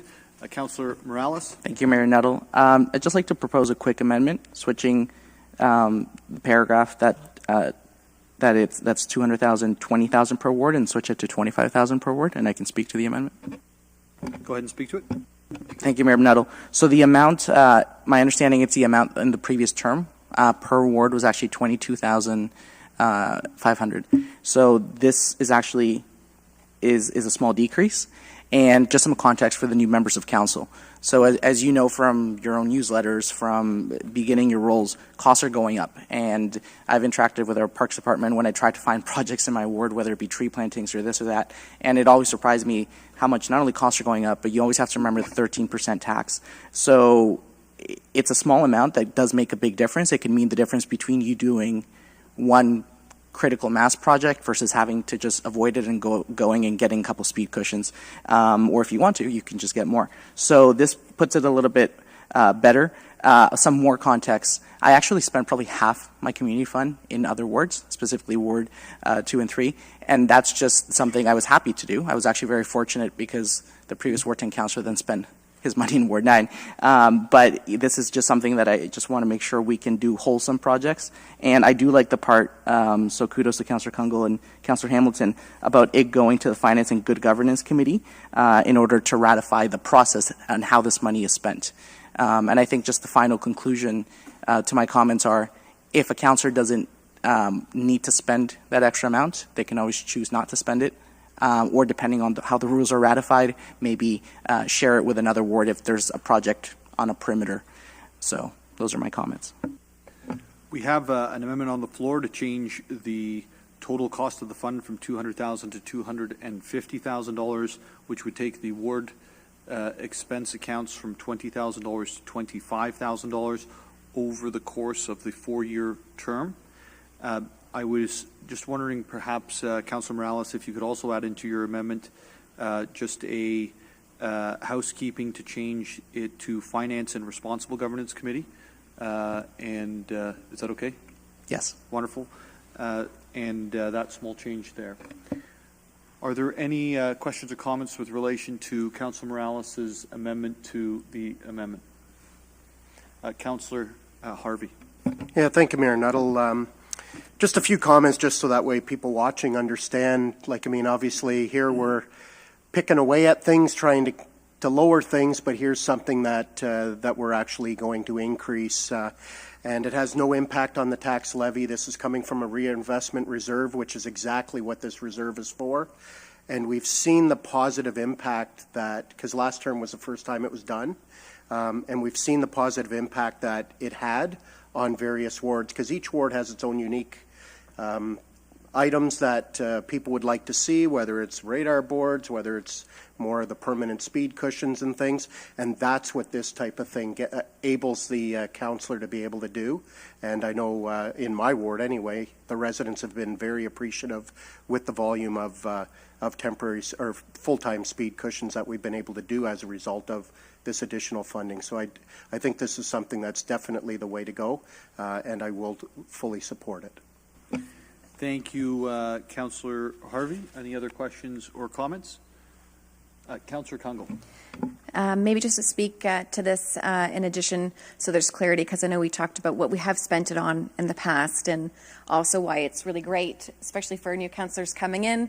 But in general, we get involved to be able to make a difference where we live, and this was a really great opportunity. And so the historical impetus was kind of beautification dollars and projects to support what we wouldn't otherwise fund, be it some of us used it for a little bit of traffic calming or speeding, but arts and different projects involving schools and different community groups, broad-based. It was quite lovely to see it, and there's a public report about all the different aspects of the changes. So I'm happy that there hopefully is an appetite to consider this, whether it's $25,000 per ward or $20,000 per ward. I'm not going to stand in the way for that, with the context where the public is at least seeing this is something that, again, is coming out of those elector dividends into a reserve fund and doesn't touch the tax base.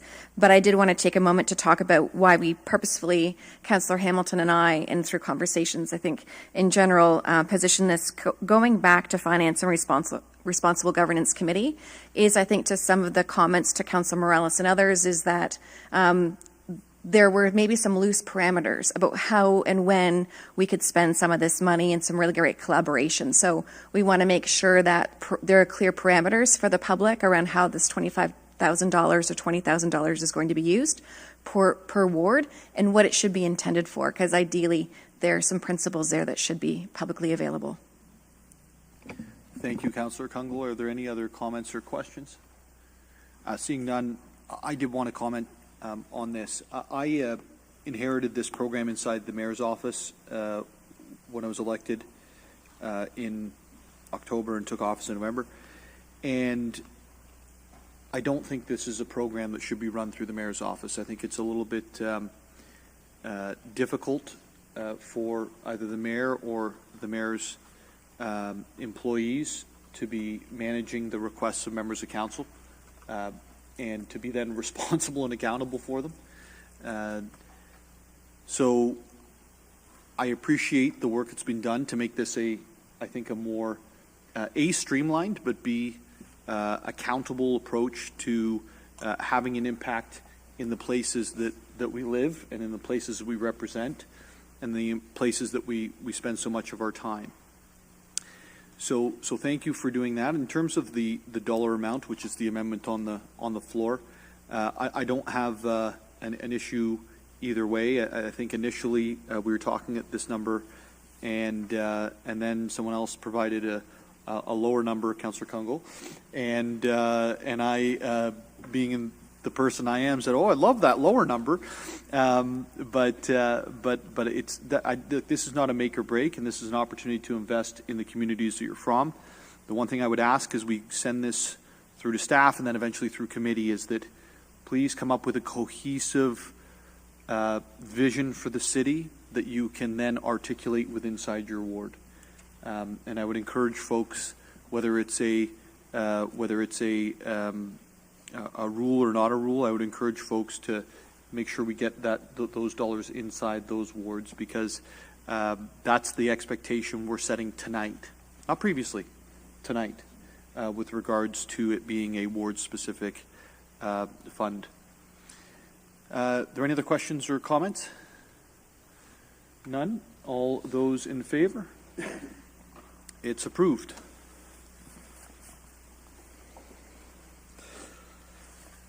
Deputy Mayor Thompson, the problem with taking your glasses off is you can no longer see the words on the sheet of paper. Point of order, Mayor Nettle. The motion as amended. Oh, the motion as amended. Thank you, Councillor Morales. On to the motion as amended. Any other questions or comments? Seeing none, all those in favor? It's approved.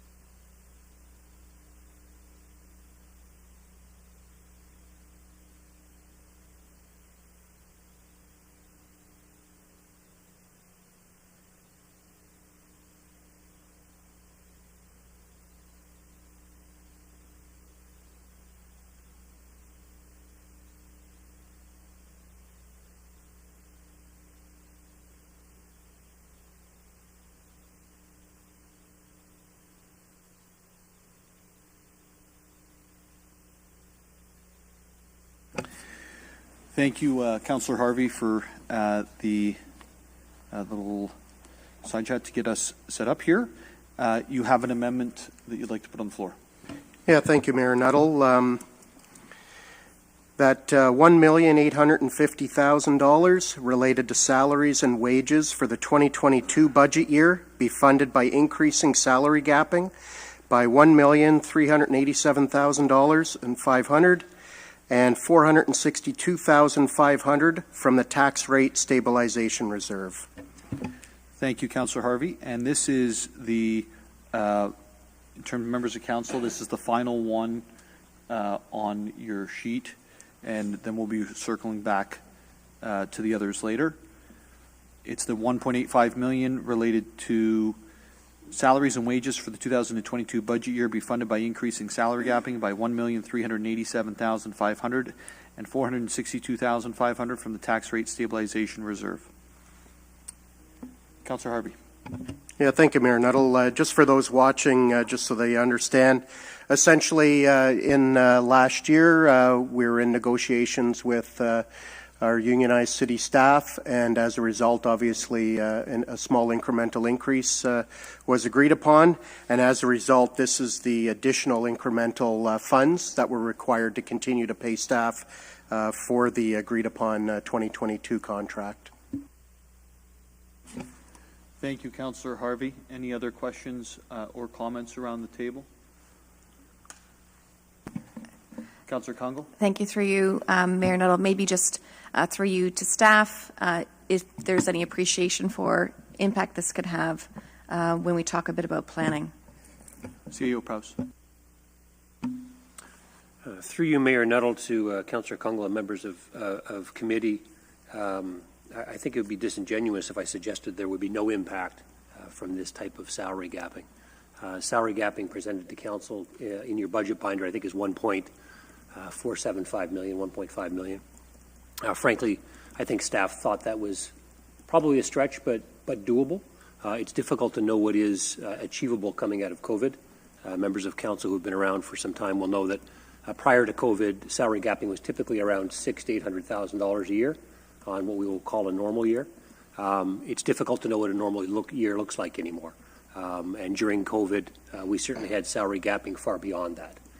So I would caution members of council that they should expect there could be impacts to service from this.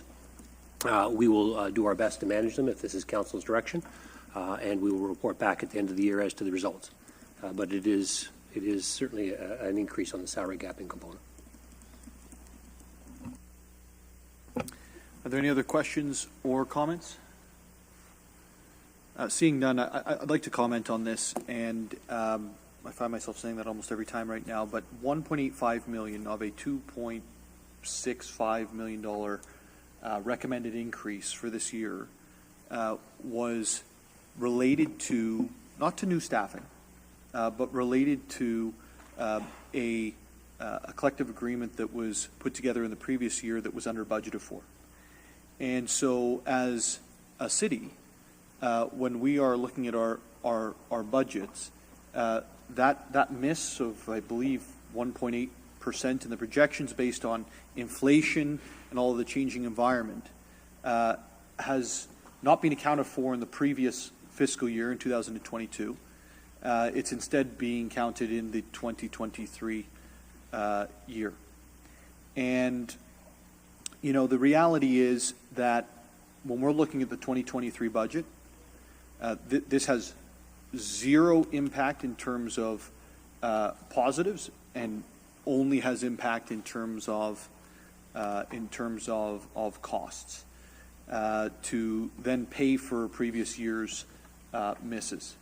And so I think as a team, we need to make sure that we are conservative in where we see these agreements going in the future, to make sure that we can, we don't fall into this again.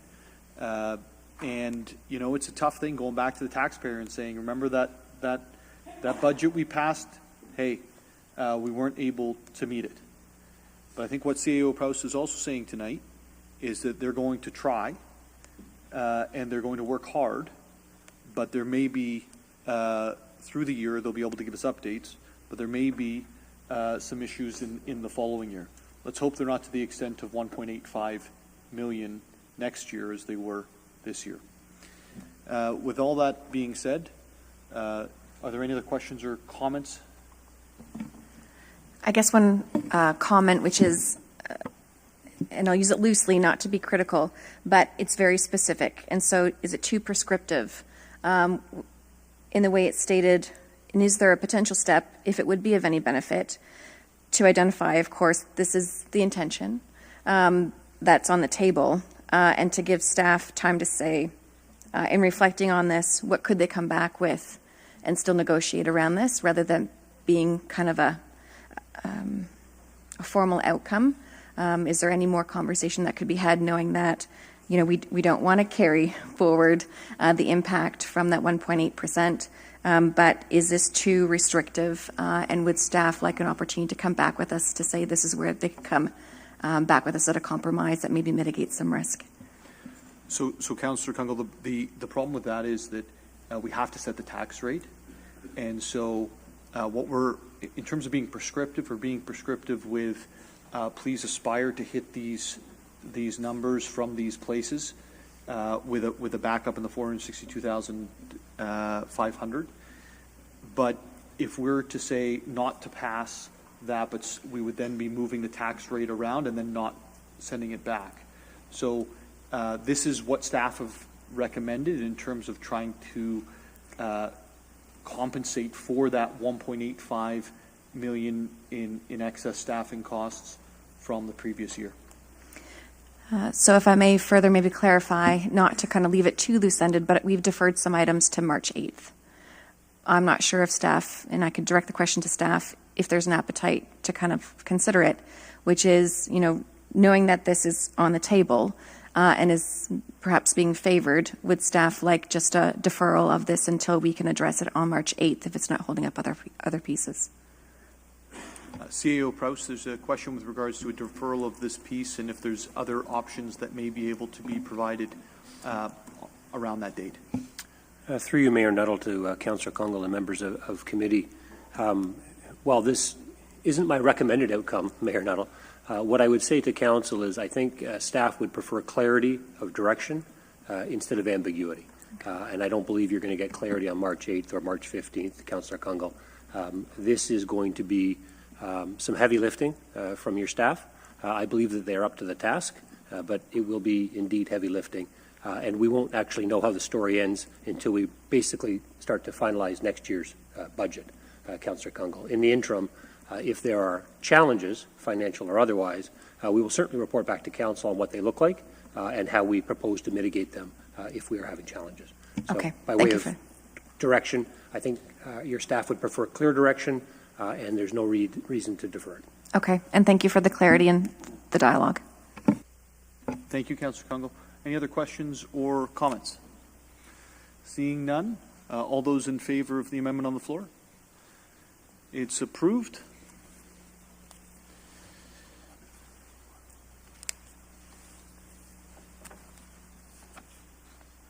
Councillor Harvey, I believe you have another amendment for this evening.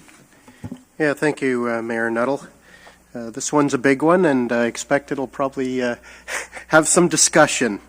That the Stormwater Climate Fund not be approved, and paragraphs 10, 11, 17, and 18 of Staff Report EMT 001-23 be deleted with the remaining paragraphs renumbered accordingly.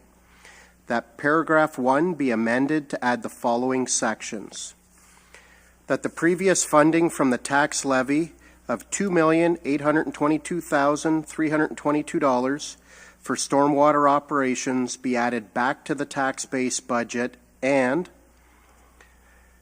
that the reserve contribution increases totaling $897,000 to the following tax-funded reserves be delayed for 1 year. Fleet Replacement Reserve, $450,000. WSIB Reserve, $250,000. Legal Contingency Reserve, $130,000. And Landfill Post-Closure Reserve of $67,000.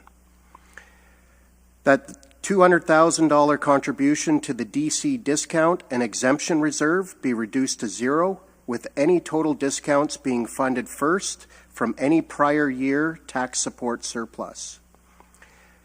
That $750,000 increase to the county capital reserve be delayed for 1 year, with any 2022 year surplus generated from funding the county's budget be allocated to this reserve.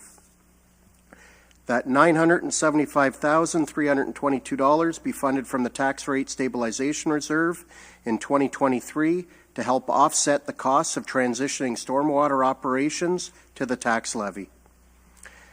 That the projects funded from the proposed stormwater reserve on page 47 of the 2023 business plan and budget be funded from the tax capital reserve, and that staff report back to General Committee no later than the end of March 2023 on recommendations to cancel or defer tax capital funded projects to ensure financial sustainability of the tax capital reserve. Thank you, Councillor Harvey. I will not read that entire one out for everybody, but perhaps you could provide some clarity and explanation. Yeah, thank you, Mayor Nuttall. Obviously, being a returning councillor, we did approve the new Stormwater Climate Fund. Would have been on February 14th of last year. I know myself, I had a lot of questions as to it not being a new tax, and that we would actually see the $10,500,000 actually being removed from the tax levy and transitioned over to this, because that amount actually equates to 3.44% in today's budget dollars. Now that we've seen the way it's unfolding, I'm not seeing that transition of the funding, and that it's actually increased the budget. And that's why today, before we got going, when you add in the additional storm water that was transitioned onto people's water bills for the new year, put us at 7.39% when we started here tonight. So this will transition it back to where it originated from, keeping things whole the way it was. Because when we went back and looked, there was $3.1 million of staff and salaries and benefits being transitioned into this. There was also another $568,000 of new staff and salaries and benefits being transitioned into this. And when you looked at the fact that it's bringing in $10 million, however, there was a significant chunk of staff and salaries associated to the administration of this new program. Whereas removing the red tape, keeping things simple, we're going to, through the additional DERF funding, still be able to do things just at a different, slower rate than what this fund would have done, because it was quite aggressive. When you compare it to what other municipalities already have in place, even going off of the base of your average household, it would have been $129 per household. However, most homes in Barrie don't fit within that guideline, so it would be quite a bit more than that $129. And if you compare that to even our neighbors to the north in Orillia, they're paying $56 per household. So when you started looking at it, that's where I know I started having my doubts about the program and where it was going to be going, and also too, with it being a new program, this was a starting base, and we all know that there was going to be increases along the way, and I just really feared that this is not the time to be doing this. We're in the midst of record high inflation. People are struggling, and to essentially put another 3.44% onto their taxes just in a different fashion didn't sit well with me. So those are my comments, Mayor Nuttall. Thank you, Councillor Harvey. I have a list on my left. I'll come to my right next, if that's okay. I'm going to start with Councillor Hamilton, Councillor Morales, then Councillor Harris, and then I'm going to write down the rest because I will forget them. Thank you, and through you, Mayor Nettle. I'm going to comment on this just because I've been wrestling with it for a little while as well, and I want to acknowledge while we did inherit it through the previous council, it was presented to this council a short time ago, and I did provide my support at that time, so I'm going to own that. But since then, since I've dug into the budget binders and to the numbers, I can't support it anymore on the notion that it is going to provide the average cost savings to homeowners. It was $50 a cost savings or so, and I think that's what most of us supported this Stormwater Climate Action Fund on that premise. But the facts are, when you look at the numbers, every year we had collected $10.5 million from our property taxes to pay for stormwater. And the reality is it's not enough. I think, correct me if I'm wrong, it's more like $30 million or so that we should be collecting for this.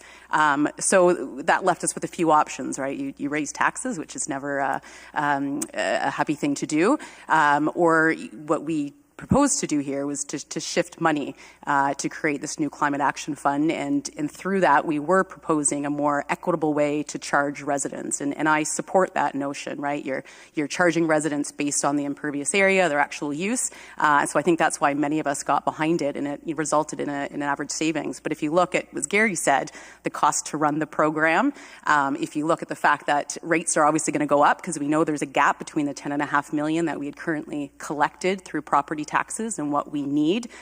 So I think telling residents that we're saving them money just is a bit of a misleading statement. And as well, they're not going to be seeing any savings in their annual property taxes, even though we removed that $10.5 million because we're replacing it with something else. So I think at this time, council needs to really look at how we can exhaust all efforts to work within our current budget constraints, and that's why I would support this to not approve the Stormwater Climate Action Fund at this time, and put it back into the property taxes and look at ways like we're doing tonight to go through this budget and be more respectful rather than shifting money around on the shoulders of our taxpayers, but really looking at ways to create efficiencies if we can. We know the cost for the operations for this program was $3 million, so again, I think we need to start looking at how we can work within our current budget realities. So, thank you. Thank you, Councillor Hamilton. Councillor Morales. Mayor Nettle, how do I follow those two explanations? No, well said, both of you. I think here's what I'll add, and I'll say kind of in a summary. This is the first issue where I've typed out the email to the resident, the question being, is this an addition to what I pay already or replacing, so is this an extra tax? And I had the response ready to go, no, it's not. And then I dug through the binder, I asked the questions, I did the homework, I took inquiries from other councillors, and I couldn't press send, with the answer going, no, it will not. So if I had those doubts myself, and I'm hearing similar and different experiences from other councillors, I think it's prudent to pause, because I couldn't even send those emails out to the responses. So what I will say is if this doesn't go through, Mayor Nuttall, I would like to use this as an opportunity not to give up on the stormwater, on the response to stormwater management, but as an opportunity for us to continue to have good relations with our MPs to get federal funding towards stormwater management. This doesn't mean it's an end to the conversation. I don't want anybody who's pro-environment to believe, okay, so we're just going to live in a flooded Barrie. It's an opportunity to continue getting federal money because this is a national issue. And again, as I've always said before, residents, you're paying for it in your federal taxes. It's our job at all levels of government to bring it back to the city of Barrie. Thank you, Councillor Morales. Councillor Harris. Thank you, Mayor Nuttall. Yeah, and I echo what I've just heard from my two colleagues. I had the same response. Equity, okay, that's exciting. We like that. Savings, what I got from Mr. Miller, which was $45 on average per resident, is obviously something that was interesting. But just like Councilor Morales, this was the most engaged item for residents in Ward 8 that I had over this budget cycle. And I thought I understood it. I watched the videos and see the presentations and sending that, Mr. Miller, can you please clarify what I should be telling my residents? It was difficult. So, this is a big item, a complex item, and I think if we're not able to deliver on the equity and savings, it really does require some review. One thing that I wondered about, and I've talked to some others about this, and who know more about these type of items than I do, and one thing I was wondering about, and maybe it's through you, Mayor Nuttall, to Mr. Rameswaran, with stormwater, is it correct that much of what our challenge is subdivisions or areas that were built years ago when the level of stormwater mitigation strategies were far less robust and maybe complex. And would going forward with new developments having a different standard over time, would this type of fee or cost be reduced? Through you, Mayor Nuttall, to Councillor Harris, I'll try and answer that question. When we undertake development or undertake projects, we try and manage the quality and quantity of stormwater, and in doing so, we incorporate various infrastructure to do that management of stormwater. And I think we are much further ahead now than we have been in the past, and we're always trying to incorporate good management practices and also good industry practices to try and manage the quality and quantity impacts. Needless to say, development does change the stormwater characteristics within a watershed, and that's what we try and do with the planning and also the design and construction of the stormwater infrastructure. And then once the infrastructure is in place, there's the ongoing operating costs, operating and maintenance costs that are associated with that infrastructure. So that's how we manage and mitigate the impacts of stormwater as development happens in the watershed. I don't know if that kind of answers your question, or if you have anything more specific.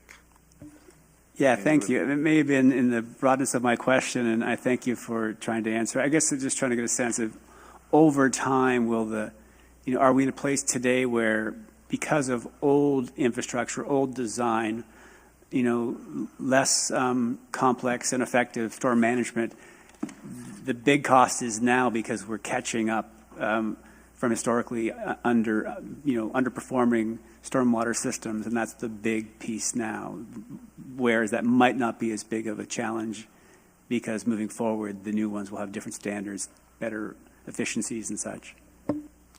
Through you, Mayor Nuttall, to Councillor Harris. It's a good question. We have to keep in mind that over time, as we implemented infrastructure, and things and conditions change in the watershed or the collection area, some of the infrastructure does become not as capable as it was years ago. On top of that, we've got climate change happening. So what we are finding is that the intensity and also the frequency of the storms are increasing. And that in itself has necessitated us to provide more infrastructure, more operations and maintenance. A couple of years ago, we completed a master plan which took into account the future state of the city and identified what infrastructure would be needed to manage the stormwater. So our plans are designed around those master plans. And those master plans prescribe what infrastructure we need over the long haul to manage the stormwater, to account for things like climate change and the increasing storms, both in terms of intensity and frequency. Great, thank you. And maybe just one last question through you, Mayor Nuttall, to the mover. Thank you for all the work on this, Councillor Harvey. Just wondering, in the conversations, the two drivers, as my colleagues have mentioned, that equity and savings. For those who are kind of noting this potential change, where is that description again around the equity and savings that would be provided? But how would we describe that back to the residents?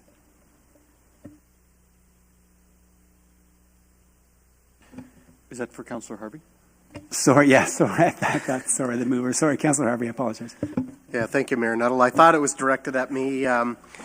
Essentially, this is basically shifting it back to the way it was, and in the long run, it is saving residents money, because when you look at the operational side of what was being proposed, there was a significant portion being used on the administrative side of things.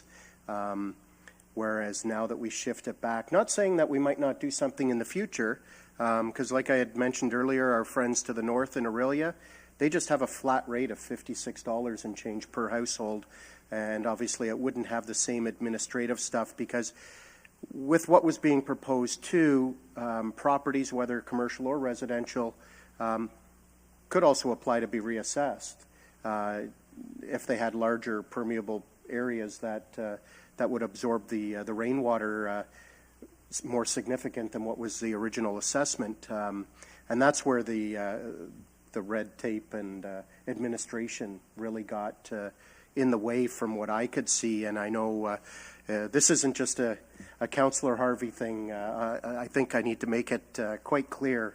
There was a lot of discussion with several of us around the table, and I know.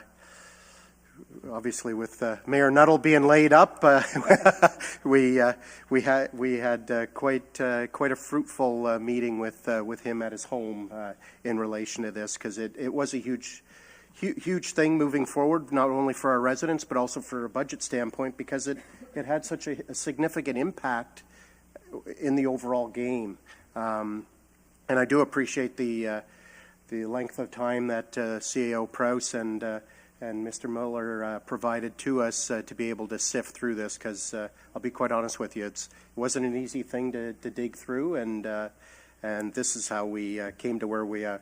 And I would try to be fooling you if I said I came up with this specific wording. There was some significant help from staff getting us to where we are today. All right, and thank you for that. I know it's a team effort, and thank you for your effort on it. Thank you. I have Councillor Ritma, and then I have Councillor Kungl. Thank you, Mr. Mayor. I have quite a bit of concern with this this amendment.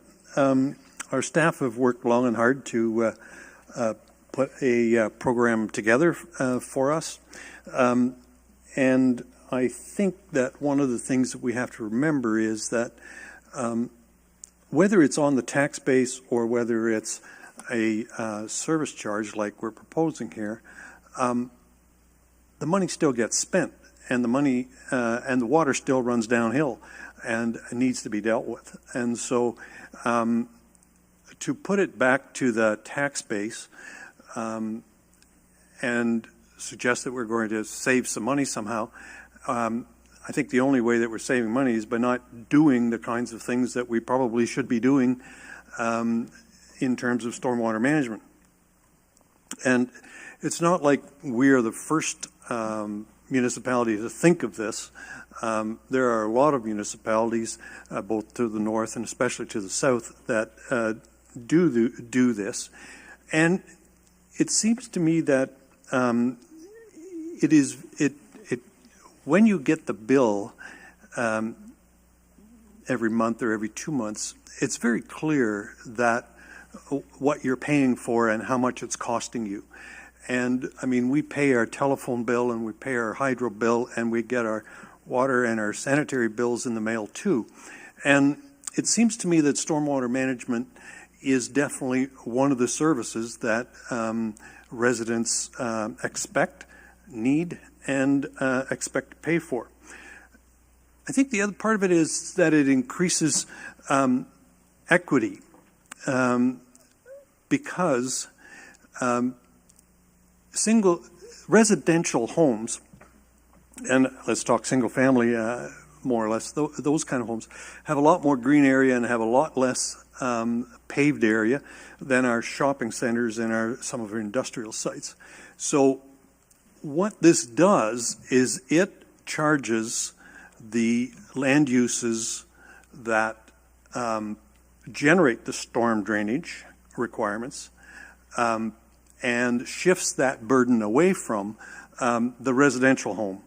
And I think that's very fair, and it's also something that people understand, and I think is the kind of approach that we really need to do. So what it does is it tends to transfer the cost and the burden to the land uses that actually cause the burden. I think the other part of it is that most municipalities have a program, especially for commercial uses, where they can, and industrial uses as well, where they can get a reduction in their rate if they do certain stormwater management things. And I think that sort of incents the private sector to do what we really want it to do. And that is, if we can reduce the amount of storm drainage that is coming from every property, but especially the big generators, then clearly that's something that's desirable for us as a city. So I think that this is a program that our staff have worked on pretty extensively. I think it's something that we really do need to pursue. And for that reason, I don't think I won't be supporting this amendment. Thank you. Thank you, Councillor Ritma. Councillor Kungl. Thank you, Mayor Nuttall. I'm along the same lines as Councillor Ritma, and looking at this around, is this more of a long-term strategy, and also agreeing that there's been lots of public questioning about seeking clarification. Is this double taxing? What does this really look like? And I want to ask some questions of staff to see if we could maybe raise some impact factors here. So my first question would be to Mr. Millar. Knowing this is kind of proposed as a reduction to the tax levy and it's its separate piece, could you just describe or add any clarity to the conversation around what residents are feeling? I'm hearing different pieces about we're just shifting the same amount of the tax, but we're just calling it something else. I do like the concept that staff have proposed around being transparent to say, yeah, this is your share of the cost tied to stormwater, and we're being clear to say this is how we're using it, and this is where we're putting your dollars, and this is why. And I think there's great justification, too, on page 7 of the report tied to where 40 other municipalities have gone with this. So I'm assuming there's some learnings, or this is actually good practice. So I know you've brought a lot of efficiency and lean proposals to us around process, and could you add some clarity to the impact of this or the intention of how the money is shifting into a stormwater levy? Through you, Mayor Nuttall, to Councillor Kungl. Thanks for the question. For those that were on the previous council, and even some of the new members may know this as well, this is a journey that started, I think, in 2018 or 2019 that was brought forward, and the engineering department originally brought it forward as looking at their asset management plans and the needs, and council approved to continue with the journey and bring forward what would the model look like and how would it work.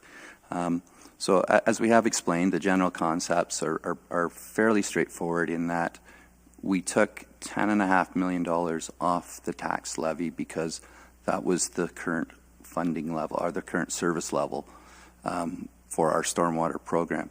That included about $7 million that we were going to the tax capital reserve. We took that, put it in proposed stormwater capital reserve to fund significant stormwater capital costs. On the tax levy, it's the service, your taxes are assessed based on the value of the home, not on the size of impervious area, on the value. So the concept was you put it on a stormwater fee where it's based on impervious area, so making it more fair and equitable. So residential properties under the tax system are paying more of the bill, and under the proposed model, it would be shifted so that the larger properties that had larger impervious areas would pay more of the cost. So we haven't introduced any new fees. We've shifted how you pay for it. Of course, all of the challenges when you take money off the tax bill, we fund over 60 services through the property tax bill. So there are those costs of providing those other services did go up because inflation is running around 8%. So on the face of it, you look at the overall and you say, well, I'm not saving anything because you filled it all back up again for those other 60 services. But the proposed model, and as a taxpayer in Barrie with property, it would have saved me $45 as it was presented for the average residential property, and that's what we had proposed. And then the larger contributors would pay more of that bill. So that principle still stands, and that's the model the previous council did approve. Thank you, Mr. Miller. I appreciate that. I don't support the amendment as tabled. I'm in full support of the ongoing work and initiative as it was laid out by staff previously around the Stormwater Climate Action User Rate Fund to proceed. I guess the only other piece would be maybe this is to you, Mr. Iranian Sundaran. 48 other municipalities are moving in this direction. Could you tell us, what the actual practice is, like where this actually falls in line with due diligence, or is this something that ideally, if we even paused, we should be falling in line with as an approach? Is there anything you can speak to there just about where staff in the document did allude to the movement nationally around this type of management around stormwater rates? Through you, Mayor Nuttall, to Councillor Kungl, I think either Craig Miller or other managers in the audience might be able to answer that question better. So if you may, Mayor Nuttall, I do have one of the consultants on the call here with us from ACON, who's been with this journey from the beginning. I think if you so allow, I think she would probably add some clarity to that question. Yes, hello. Thank you. Can you hear me? Yes, we can. I'll just introduce it. It's Nancy. Nancy from ACON. For those that were on the previous council, might recognize her voice. She has presented to this council before. So over to you, Nancy. Yes, hello. I think if I understand correctly, your question is regarding, is this sort of the new way of doing things? I think yes, it is. We saw our first one, Kitchener-Waterloo, implemented theirs about 12, 13 years ago. We're now currently working with 5 municipalities in Ontario who are looking at implementing stormwater rates. Yes, we've gone from 1 to over 40 in the last 10 years.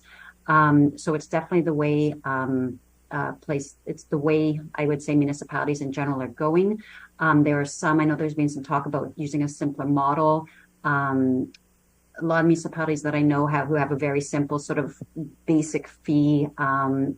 City of Calgary, every property pays the same. It's simple, it's easy.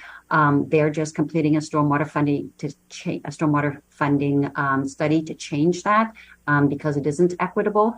So moving towards an impervious-based fee is the current trend. And I think part of it is because as municipalities are starting to prepare and understand with asset management and with climate change, if there is going to be an increase and if they have to start replacing infrastructure, do you want to do that based on assessed value or do you want to do that based on impervious area? So it comes down to equity is the main driver. Councillor Kungl. Thank you, Nancy, and thank you, Mr. Miller, for having her available to speak with us about that. I can't support the amendment. If anything, I think, what staff have brought forward and have kind of been invested in through our guidance, be it past or present council, has been this path forward. It does align to our strategic plan around climate action. So I would ask council to continue the conversation if there's not further clarity on this. Thank you, Councillor Kungl. Councillor Corser. Yes, hi, thank you. We have spent a lot of time trying to, as a new councillor and stepping into this, I'm glad this nut got cracked open because I did have a couple of issues, especially when the money, the cost actually a lot of times gets downloaded to renters instead of homeowners or property owners. But other than that, we spent a lot of time educating our residents who contacted us. wanting to know about all the details about this and if it was a switcheroo and all the things that they were suspicious of it. And I thought it was good messaging with the equality thing where you know, companies are now paying their fair share compared to a homeowner. Now, if we decide to cancel what we're doing here, roll it back, where is the equality then? Is that going to be spoken to in going forward? Will businesses be now paying their fair share of things, or is everything going to go back to everyone paying what they do? And excuse my not knowing more about this. I'm trying to wrap my head all around it. Thank you. Thank you, Councillor Corser, and I'll have Mr. Miller respond to that. But just before he does, make no mistake, members of council, part of our job here is taxation and setting the rates of taxation. It's not staff that set the rates of taxation. It's City Council, right? And so if we have an issue with how much business pays versus residents in the City of Barrie, guess what? We can change that. And if we have a problem with how much one type of housing pays versus another, we can change that. And if we don't like something being a property tax and want it to be this fee, we can change that. And if we don't like one of the fees and we want it to be on the property tax bill, we can change that. So everything's open for this council to determine. The question, I think, as asked, was specifically under the current amendment, does it put it back into the previous method that didn't consider the impervious area and therefore the greater cost on business versus residential? Is that correct? Yes, thank you. Okay. Mr. Miller. Through you, Mayor Nuttall, to Councillor Corser, thank you for the question. If I understand, I think you're asking if it goes back to the tax roll, where's the fair and equity? So it goes back to the model that we have today where it's residential's at this point is paying more of the share than non-residential. Councillor Hamilton. Sorry, through you, Mayor Nuttall. I think we need to be really clear that this was not a equity-driven project. It's a benefit of it, right, by shifting the money and readjusting how we're charging homeowners. So I appreciate that, and I'm fully supportive of that. At the end of the day, this was driven because we have a shortfall in cash, right? It's $10.5 million, and we don't have enough to fund stormwater. So if we had left it as is, we'd be looking at another 3% increase in our property taxes, in addition to what was already presented to us. So what's that? Mathematician, 6.95%. There's a reason we're shifting it over, right? And why other municipalities are doing that as well, because they cannot afford it. They've got to shift it over so that they can raise rates, and as opposed to raising property taxes. So if that's what we decide to do, that's fine. I just think we need to be very transparent in our messaging. Yes, equity is a benefit, and yes, we're saving the average homeowner $40 this year. And I question that as well, because of the cost of the program, and you're not saving anything in your property taxes, as Mr. Miller suggested, that's already being filled with something else. So I don't really know how that $40 really pans out at the end of the day. But next year, I can assure you, when we crank up the rates, you're not going to have that cost saving. So I just think we need to be really clear. Again, the reason I'm against this motion is because I think, you know, reshifting money and creating new accounts is not really what we're supposed to be doing. We're supposed to be looking at how do we work within our current constraints. And if there's huge issues with stormwater, as our colleague Councillor Morales said, we've got to go to the federal government. We've got to be looking at other avenues. We have to look with our operations, where are our priorities. So that's our job, and it's a tough job to do, but that's what we're tasked with. I really just cannot support creating different accounts for different money. It's like shifting the decks on the Titanic. We're still a sinking ship. We still have a shortfall of money that we're going to be dealing with. So thank you. Thank you, Councillor Hamilton. Councillor Morales, do you mind if I thanks, and I'll go to you right after that, if that's okay. So I've spent an extensive amount of time on this, and to the peril of CAO Prowse and Mr. Miller, who I want to say thank you for not just yourselves, because you're working with a whole bunch of other people, but for working through this with me over the last number of weeks.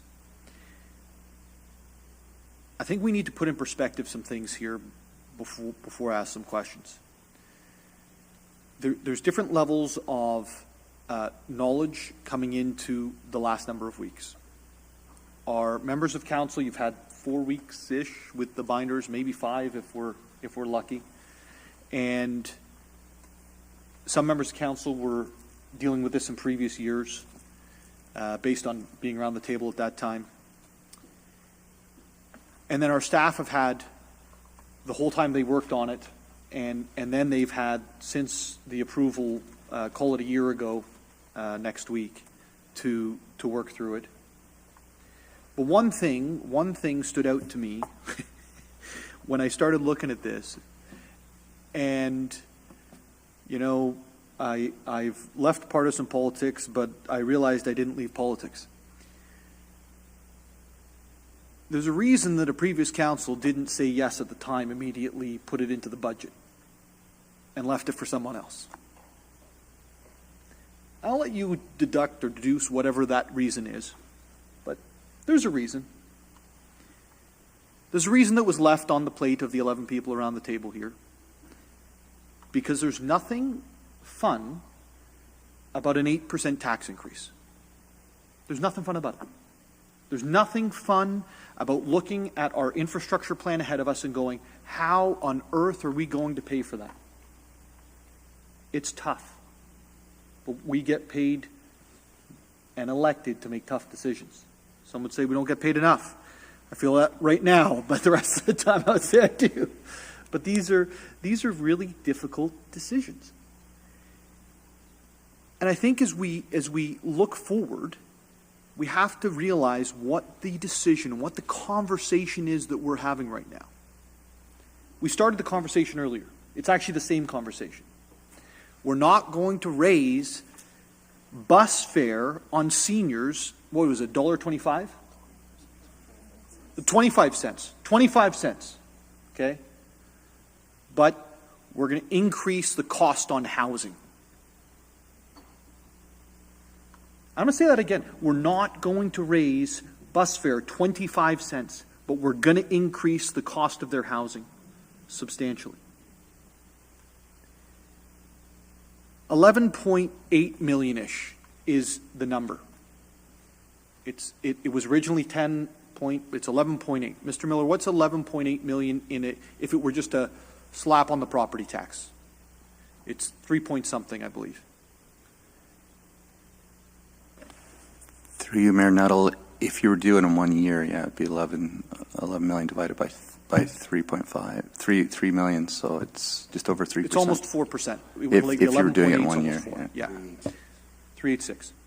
There's 2.675 million coming from the gas capital reserve. Is that? I believe that's correct. That money is going to be on the tax bill next year. Okay, so the real number here we're dealing with is the 11.78 million, so we'll call it 11.8 million. It's almost 4%. On top of the 3.95 that we've had brought forward. And on top of the wastewater and the water rate increases. This is, as proposed before anything done this evening, is an 8% tax increase. It's not a 3.95. I say it's a tax increase because it's a tax on rain. And it is. And there's a tax on rain needed because we got to deal with that rain.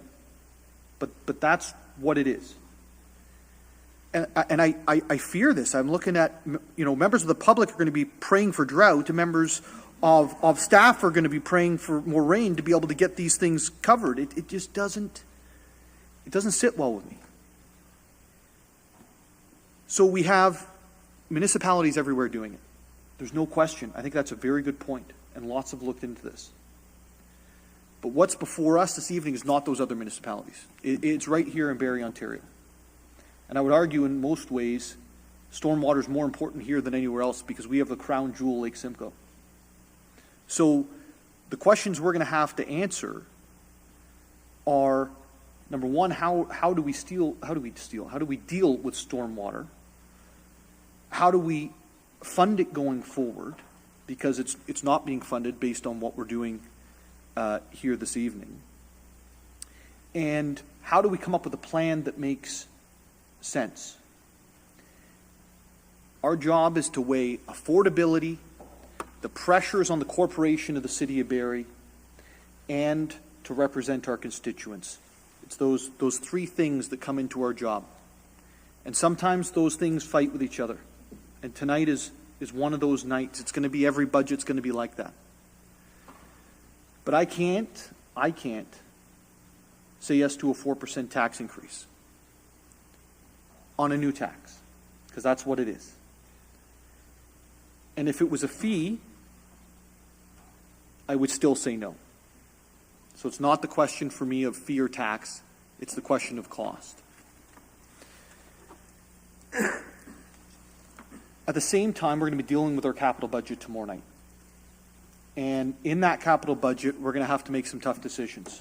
We're going to have to make tough decisions on how we fund it, because this is part of it. There are municipalities that have a stormwater tax that have done away with their DIRF, or Designated Infrastructure Renewal Fund. And the reason is if you look at the Designated Infrastructure Renewal Funds, or capital surcharges, or whatever folks want to call them in different municipalities, they actually incorporate stormwater inside of them. There's some that haven't done that. I believe, if this passes, we need to get serious about our infrastructure.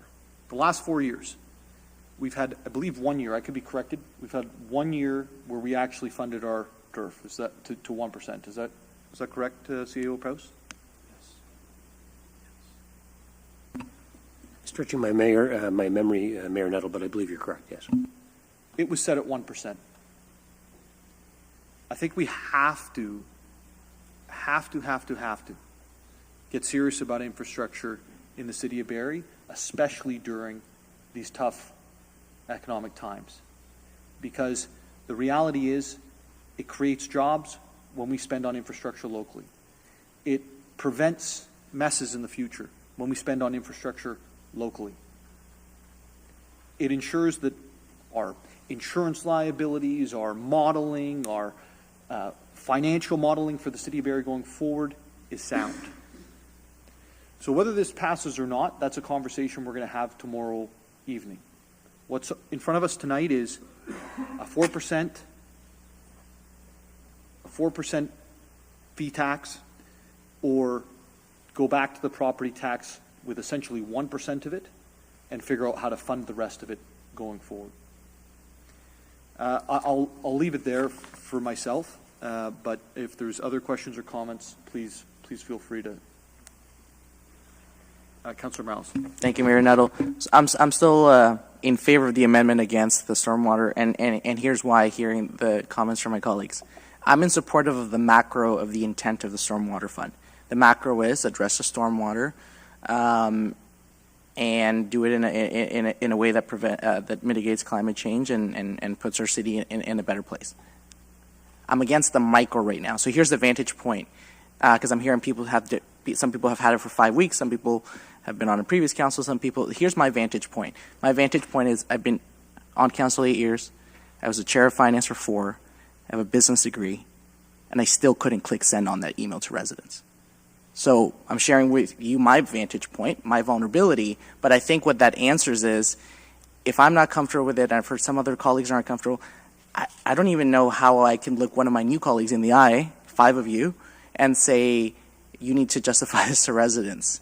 So if this means that we don't approve the stormwater, so approving the amendment and by not approving the stormwater fund at this point, I think that's a good place to be. And Mayor Nettle, you made the point about the previous council did the ideation of the project, send it to staff have the consultant, and now it's coming. That, if I was a new member of council, that's pretty unfair. And that doesn't mean we never do it, but it means we flesh it out. Now let me get more micro. I believe the PowerPoint was proposing that single detached homes paid slightly less than duplexes. That makes very little sense to me. Not speaking on behalf of everybody. We want to encourage efficient land use. We want to meet the new proposals of Bill 109, I believe, 3 units as of right. So there's little nitty-gritty details that do have to be addressed, and I think we restructured our reference committees. I think the Finance Committee is in a really good place under Councillor Harvey. I think that just based on our attendance of these committees, it used to be that only the members of committees went to the committees, with a few exceptions. You might have some people float in, zoom out. We almost have all of council at these reference committees, so there's really good opportunities to have more wholesome discussions at this point in time with inflationary pressures, economic pressures, and lack of clarity, at least speaking for myself. If I can't click send on that email, I don't expect new members of council to, and that's why I'm in support of the amendment. Councillor Rittma. Thank you, Mr. Mayor, and I don't want to belabor this point, but I do think that we need to go ahead with this. We are increasingly looking at climate change, and, you know, it may be a tax on rain, but it's going to rain, and we have to deal with it as a city. And I agree. I would love to go to the feds, and I'd love to go to the province and get a bag of money. But I know for a fact that that's not happening either. So I think what we have to do is we have to really look at how do we make this fair. And I think this is a real step into the equity area and getting the work done that we need to get done. I think that I would encourage people to vote in favor of proceeding with this stormwater program. I think that, yes, there will be some changes as the years go on because other municipalities have tweaked their system as well, and we can learn from them.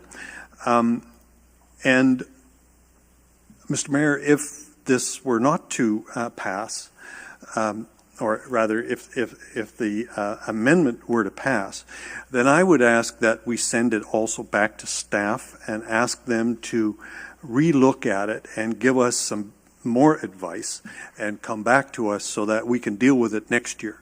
Because I think that this is inevitable, and I think we need to move on it. Thank you, Councillor Rittman. I hear your sentiment on the latter part of it if there is a pass tonight. Deputy Mayor Thompson. Thank you, Mayor Nuttall. So I will be supporting the amendment, and for a few different reasons. I've heard a lot about equity, and truth be told, one thing about government, it's not equitable. So we take from all to, you know, transit, rec centers. They're user-based, but they're supported by all residents, whether you go to them or you don't. So they're all part of our, you know, tax bill. So to your area, Councillor Reitman, it's an older area. Infrastructure wasn't there. They didn't have retention ponds. A lot of culverts and ditches.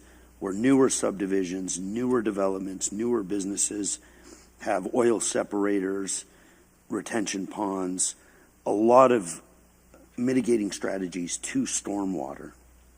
And that's the problem. It's not an equitable system. It's just a fee that's equitable distributed throughout the city. It's not a equitable user rate. As you know, Councilor Morales says, higher density properties pay more than single family on the duplex, not on condos. But the work that needs to be done will get done. It may get done at a slower rate. I think our staff are very forward thinking, where you can start, like, you know, engaging with conversations with developments, as some of this work for stormwater is created by development, as there's the private partnerships, that our staff look at all opportunities. And staff have done a really good job with moving this as the direction of the previous council that I was part of. They've only done what they were asked to do. They didn't go out on their own. This is something that they were asked to do. We did a master plan on our infrastructure, and they've seen the deficiencies, And they probably tried to pull every lever not to impact the taxpayer. And this was one they did. And, you know, to Councillor Hamilton's, sometimes when you create another account, you know, you have staffing levels and you have administration costs at every level. And that is some of the concern for some of the colleagues where, you know, working within the budget. But to Mayor Nuttall's point, we have to get serious about this, that it's something that has to get done, but I just don't think that the system in front of us actually is what it's sold as. It's not equitable, and I think staff will come back with more information and a more equitable and plan forward. So I will be supporting the amendment. Thanks. Councillor Congo? Thank you, Mayor Nuttall. So I guess and maybe I'm looking at it too simply, but equity aside, we have a significant infrastructure gap. Like, if we deal with just facts alone, that's in front of us. So whether we shuffle the deck and say, put it in a different tax rate, or revert it back to the tax base, we're still dealing with needing to cover costs that exist and will be compounded over time. And we're looking at, 50% over the next 20 years around growing our stormwater infrastructure assets and just managing that. So whether it is managing operations and seeing the dollars move with that 10.5, be it now 11.8, or leaving it back in our tax rate, those are true costs. We're dealing with real facts. For me, I think staff, in their expertise, have brought forward a plan. They've shaped that over years. I feel very comfortable with it. I don't like it because, of course, whether it's 4% over here or 4% over there, there's still a gap. We actually have to figure out how to fund. But for me, I see it as a very transparent way to say, this is where dollars are going because we have to manage an infrastructure gap. We're not tucking it in under what we're doing around managing all other 60 services or whatnot. So I like the separation. I think it does move to transparency. I like the way in which it's been structured. I have that confidence around how it's being provided by staff. I think for me, what I'm hearing is more just around where do we put it and how do we explain it.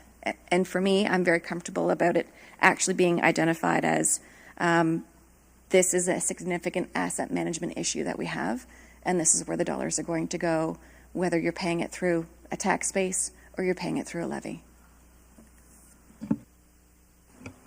Thank you, Councillor Krungle. Any other items before we call the vote? Seeing none, all those in favor? And those opposed? It carries. That is the final set of amendments that I had written down before this evening. Are there any other items that members would like to bring forward? Councillor Ritma. Mr. Mayor, just following up on the discussion that we were having about the Stormwater Management Fund, I haven't written a motion, but I'm thinking that it would be, would it be appropriate to direct staff to review their program and bring it back to us, say, in 2 months or something, so that we can have a more detailed discussion on it? And I'm thinking that they should bring it to one of the reference committees so that we can really tear it apart and then put it back together again, and come next year that we are of one mind on it. Yeah, Councillor Ritma, this is so intertwined with the capital budget side. The reason we dealt with it in the operating budget tonight was because of the fiscal impact. But I think the actual conversation around infrastructure, cost of infrastructure, how to pay for infrastructure is actually going to take place tomorrow evening. And I think based on that, you can take the next 24 hours to get a motion together and include it in tomorrow night's meeting when we're deliberating on the actual capital projects related to stormwater, wastewater, water, and everything else in the city. Does that make sense to you? Okay, that's fine with me. Yep. Any other questions or comments? Okay, we will take a a 5-minute break here. I just want to make sure that we're able to capture everything that we needed to before we have our first portion of votes on this.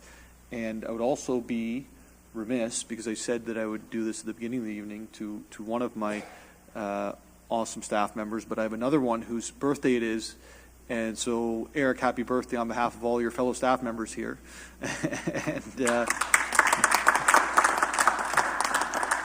And what better way to spend your birthday night than with these wonderful people? So we'll take 5 minutes and then we'll reconvene. Thank you.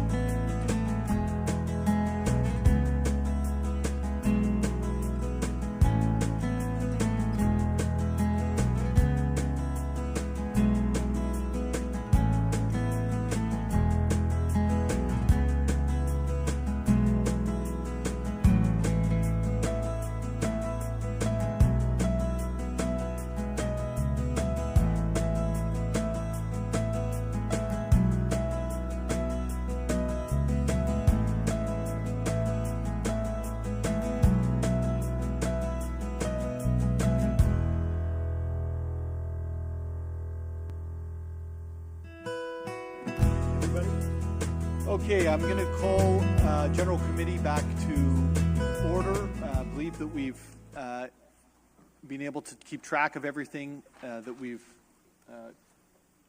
debated and deliberated on this evening.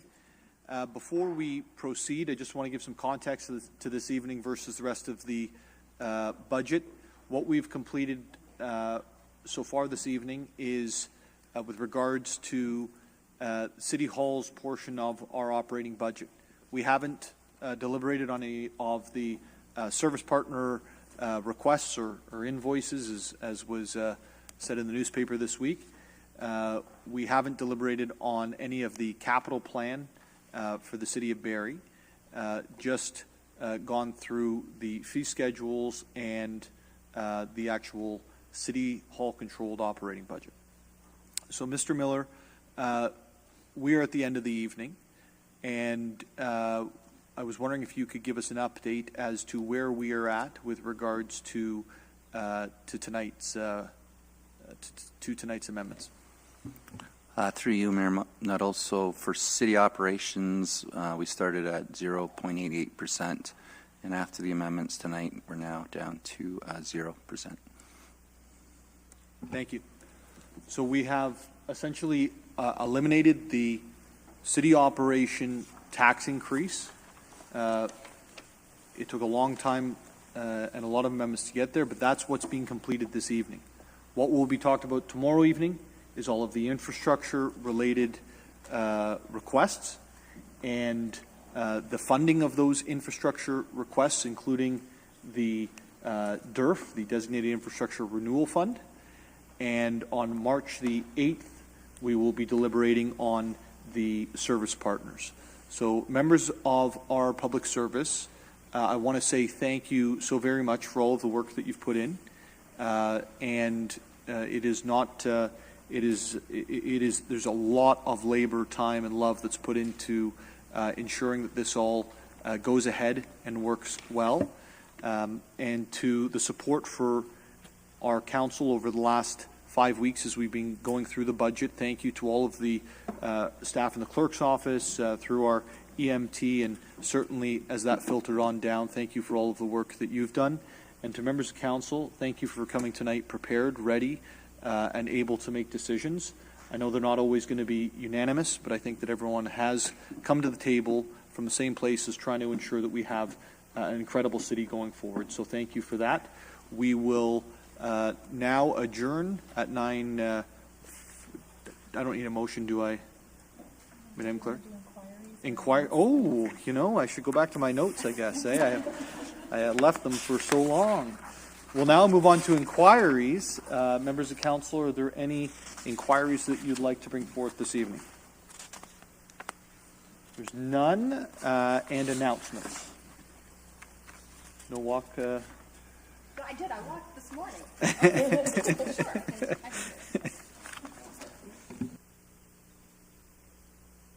As soon as Mayor Nuttall is foot ready, he will be walking with me on Wednesday mornings. But until then, in general, and anyone across the city, if you can find lovely spaces and different facilities, one in Ward 3 to help you stay active, especially on snowy, icy days, is our lovely Georgia Mall, who is a very strong community partner. And as of 7 a.m. through the week, you can walk in, put your coat on the coat rack, and walk with me or any other member. Many go out, so I would just like to express that that is a free access to being able to stay active through the winter months. In general, specific to Ward 3, I have been able to secure some passes to the East Bayfield Recreation Centre that is in the ward. I will be reaching out to schools in Ward 3 to see how we can support getting youth and families in the rec centre.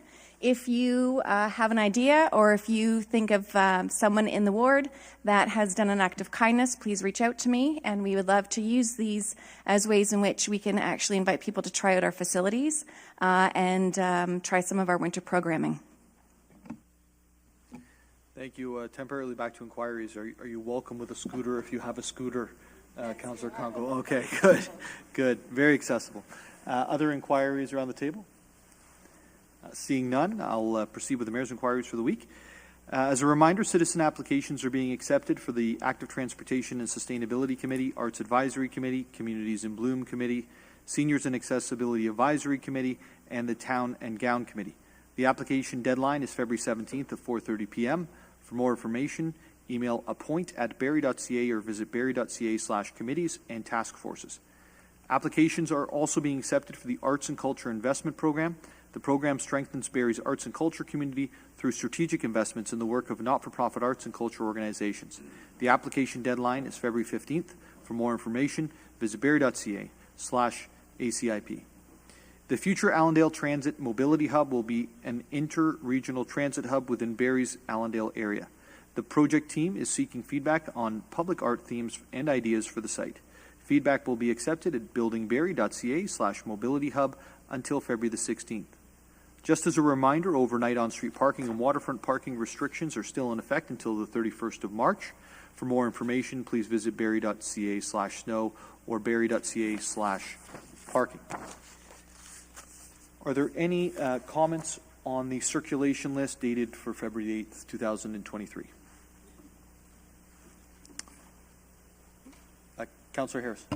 With your apologies and permission, Mayor Nuttall, I mistook inquiries as including announcements. So may I go back to an announcement? I kind of missed that opportunity. Absolutely. Thank you. And given it's budget night, so it's probably our best viewed night, I just wanted to give a shout out to the folks doing Hockey Helps the Homeless. And it'll be at the Peggy Hill Center on March 3rd. So Hockey Helps the Homeless locally supports both the Busby Street Center and Redwood Park communities. So please visit hockeyhelpsthehomeless.com, look for the Barrie registration, and hopefully one of your favorite friends, co-workers, who knows, even counselors on there, and you can donate to their page and to two great causes in our community that help our most marginalized citizens. So thank you very much. Thank you, Councillor Harris. And seeing that there's no circulation list items, Councillor Harvey. Yeah, actually, thank you, Mayor Nuttall. I wasn't sure if you were going to mention it or not, but I don't want to steal anybody's thunder here. I don't know if CAO Prouse wants to speak of the email that he sent to council and the great work that our transit staff did to solve a very complex problem rather quickly. Thank you, Councillor Harvey, for giving me the opportunity. I think, in fairness, I'll defer to Ms. James Reed, and she can speak about the positive story. Thank you for the opportunity. I just wanted to acknowledge Jason Zimmerman and Brent Forsyth on our transit team, who saw in a Barrie Today article an unfortunate situation with a resident who was being cut off of service for transit to school, and they reached out through Service Barrie, got their contact information, and put them in touch with our specialized transit. They fast-tracked the application and got them the student to school on Monday with just like no time passed, and the family was very appreciative of that. So kudos to our team in transit.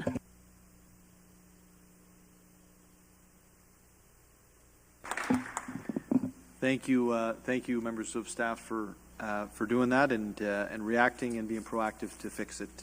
That's fantastic to see. So still nothing on the circulation list. Okay. Seeing that there are no items on the circulation list, we'll adjourn the meeting for this evening, and we'll be back tomorrow evening at 5 p.m. I'll be here at 7 because I'll start at 5 p.m. Thank you.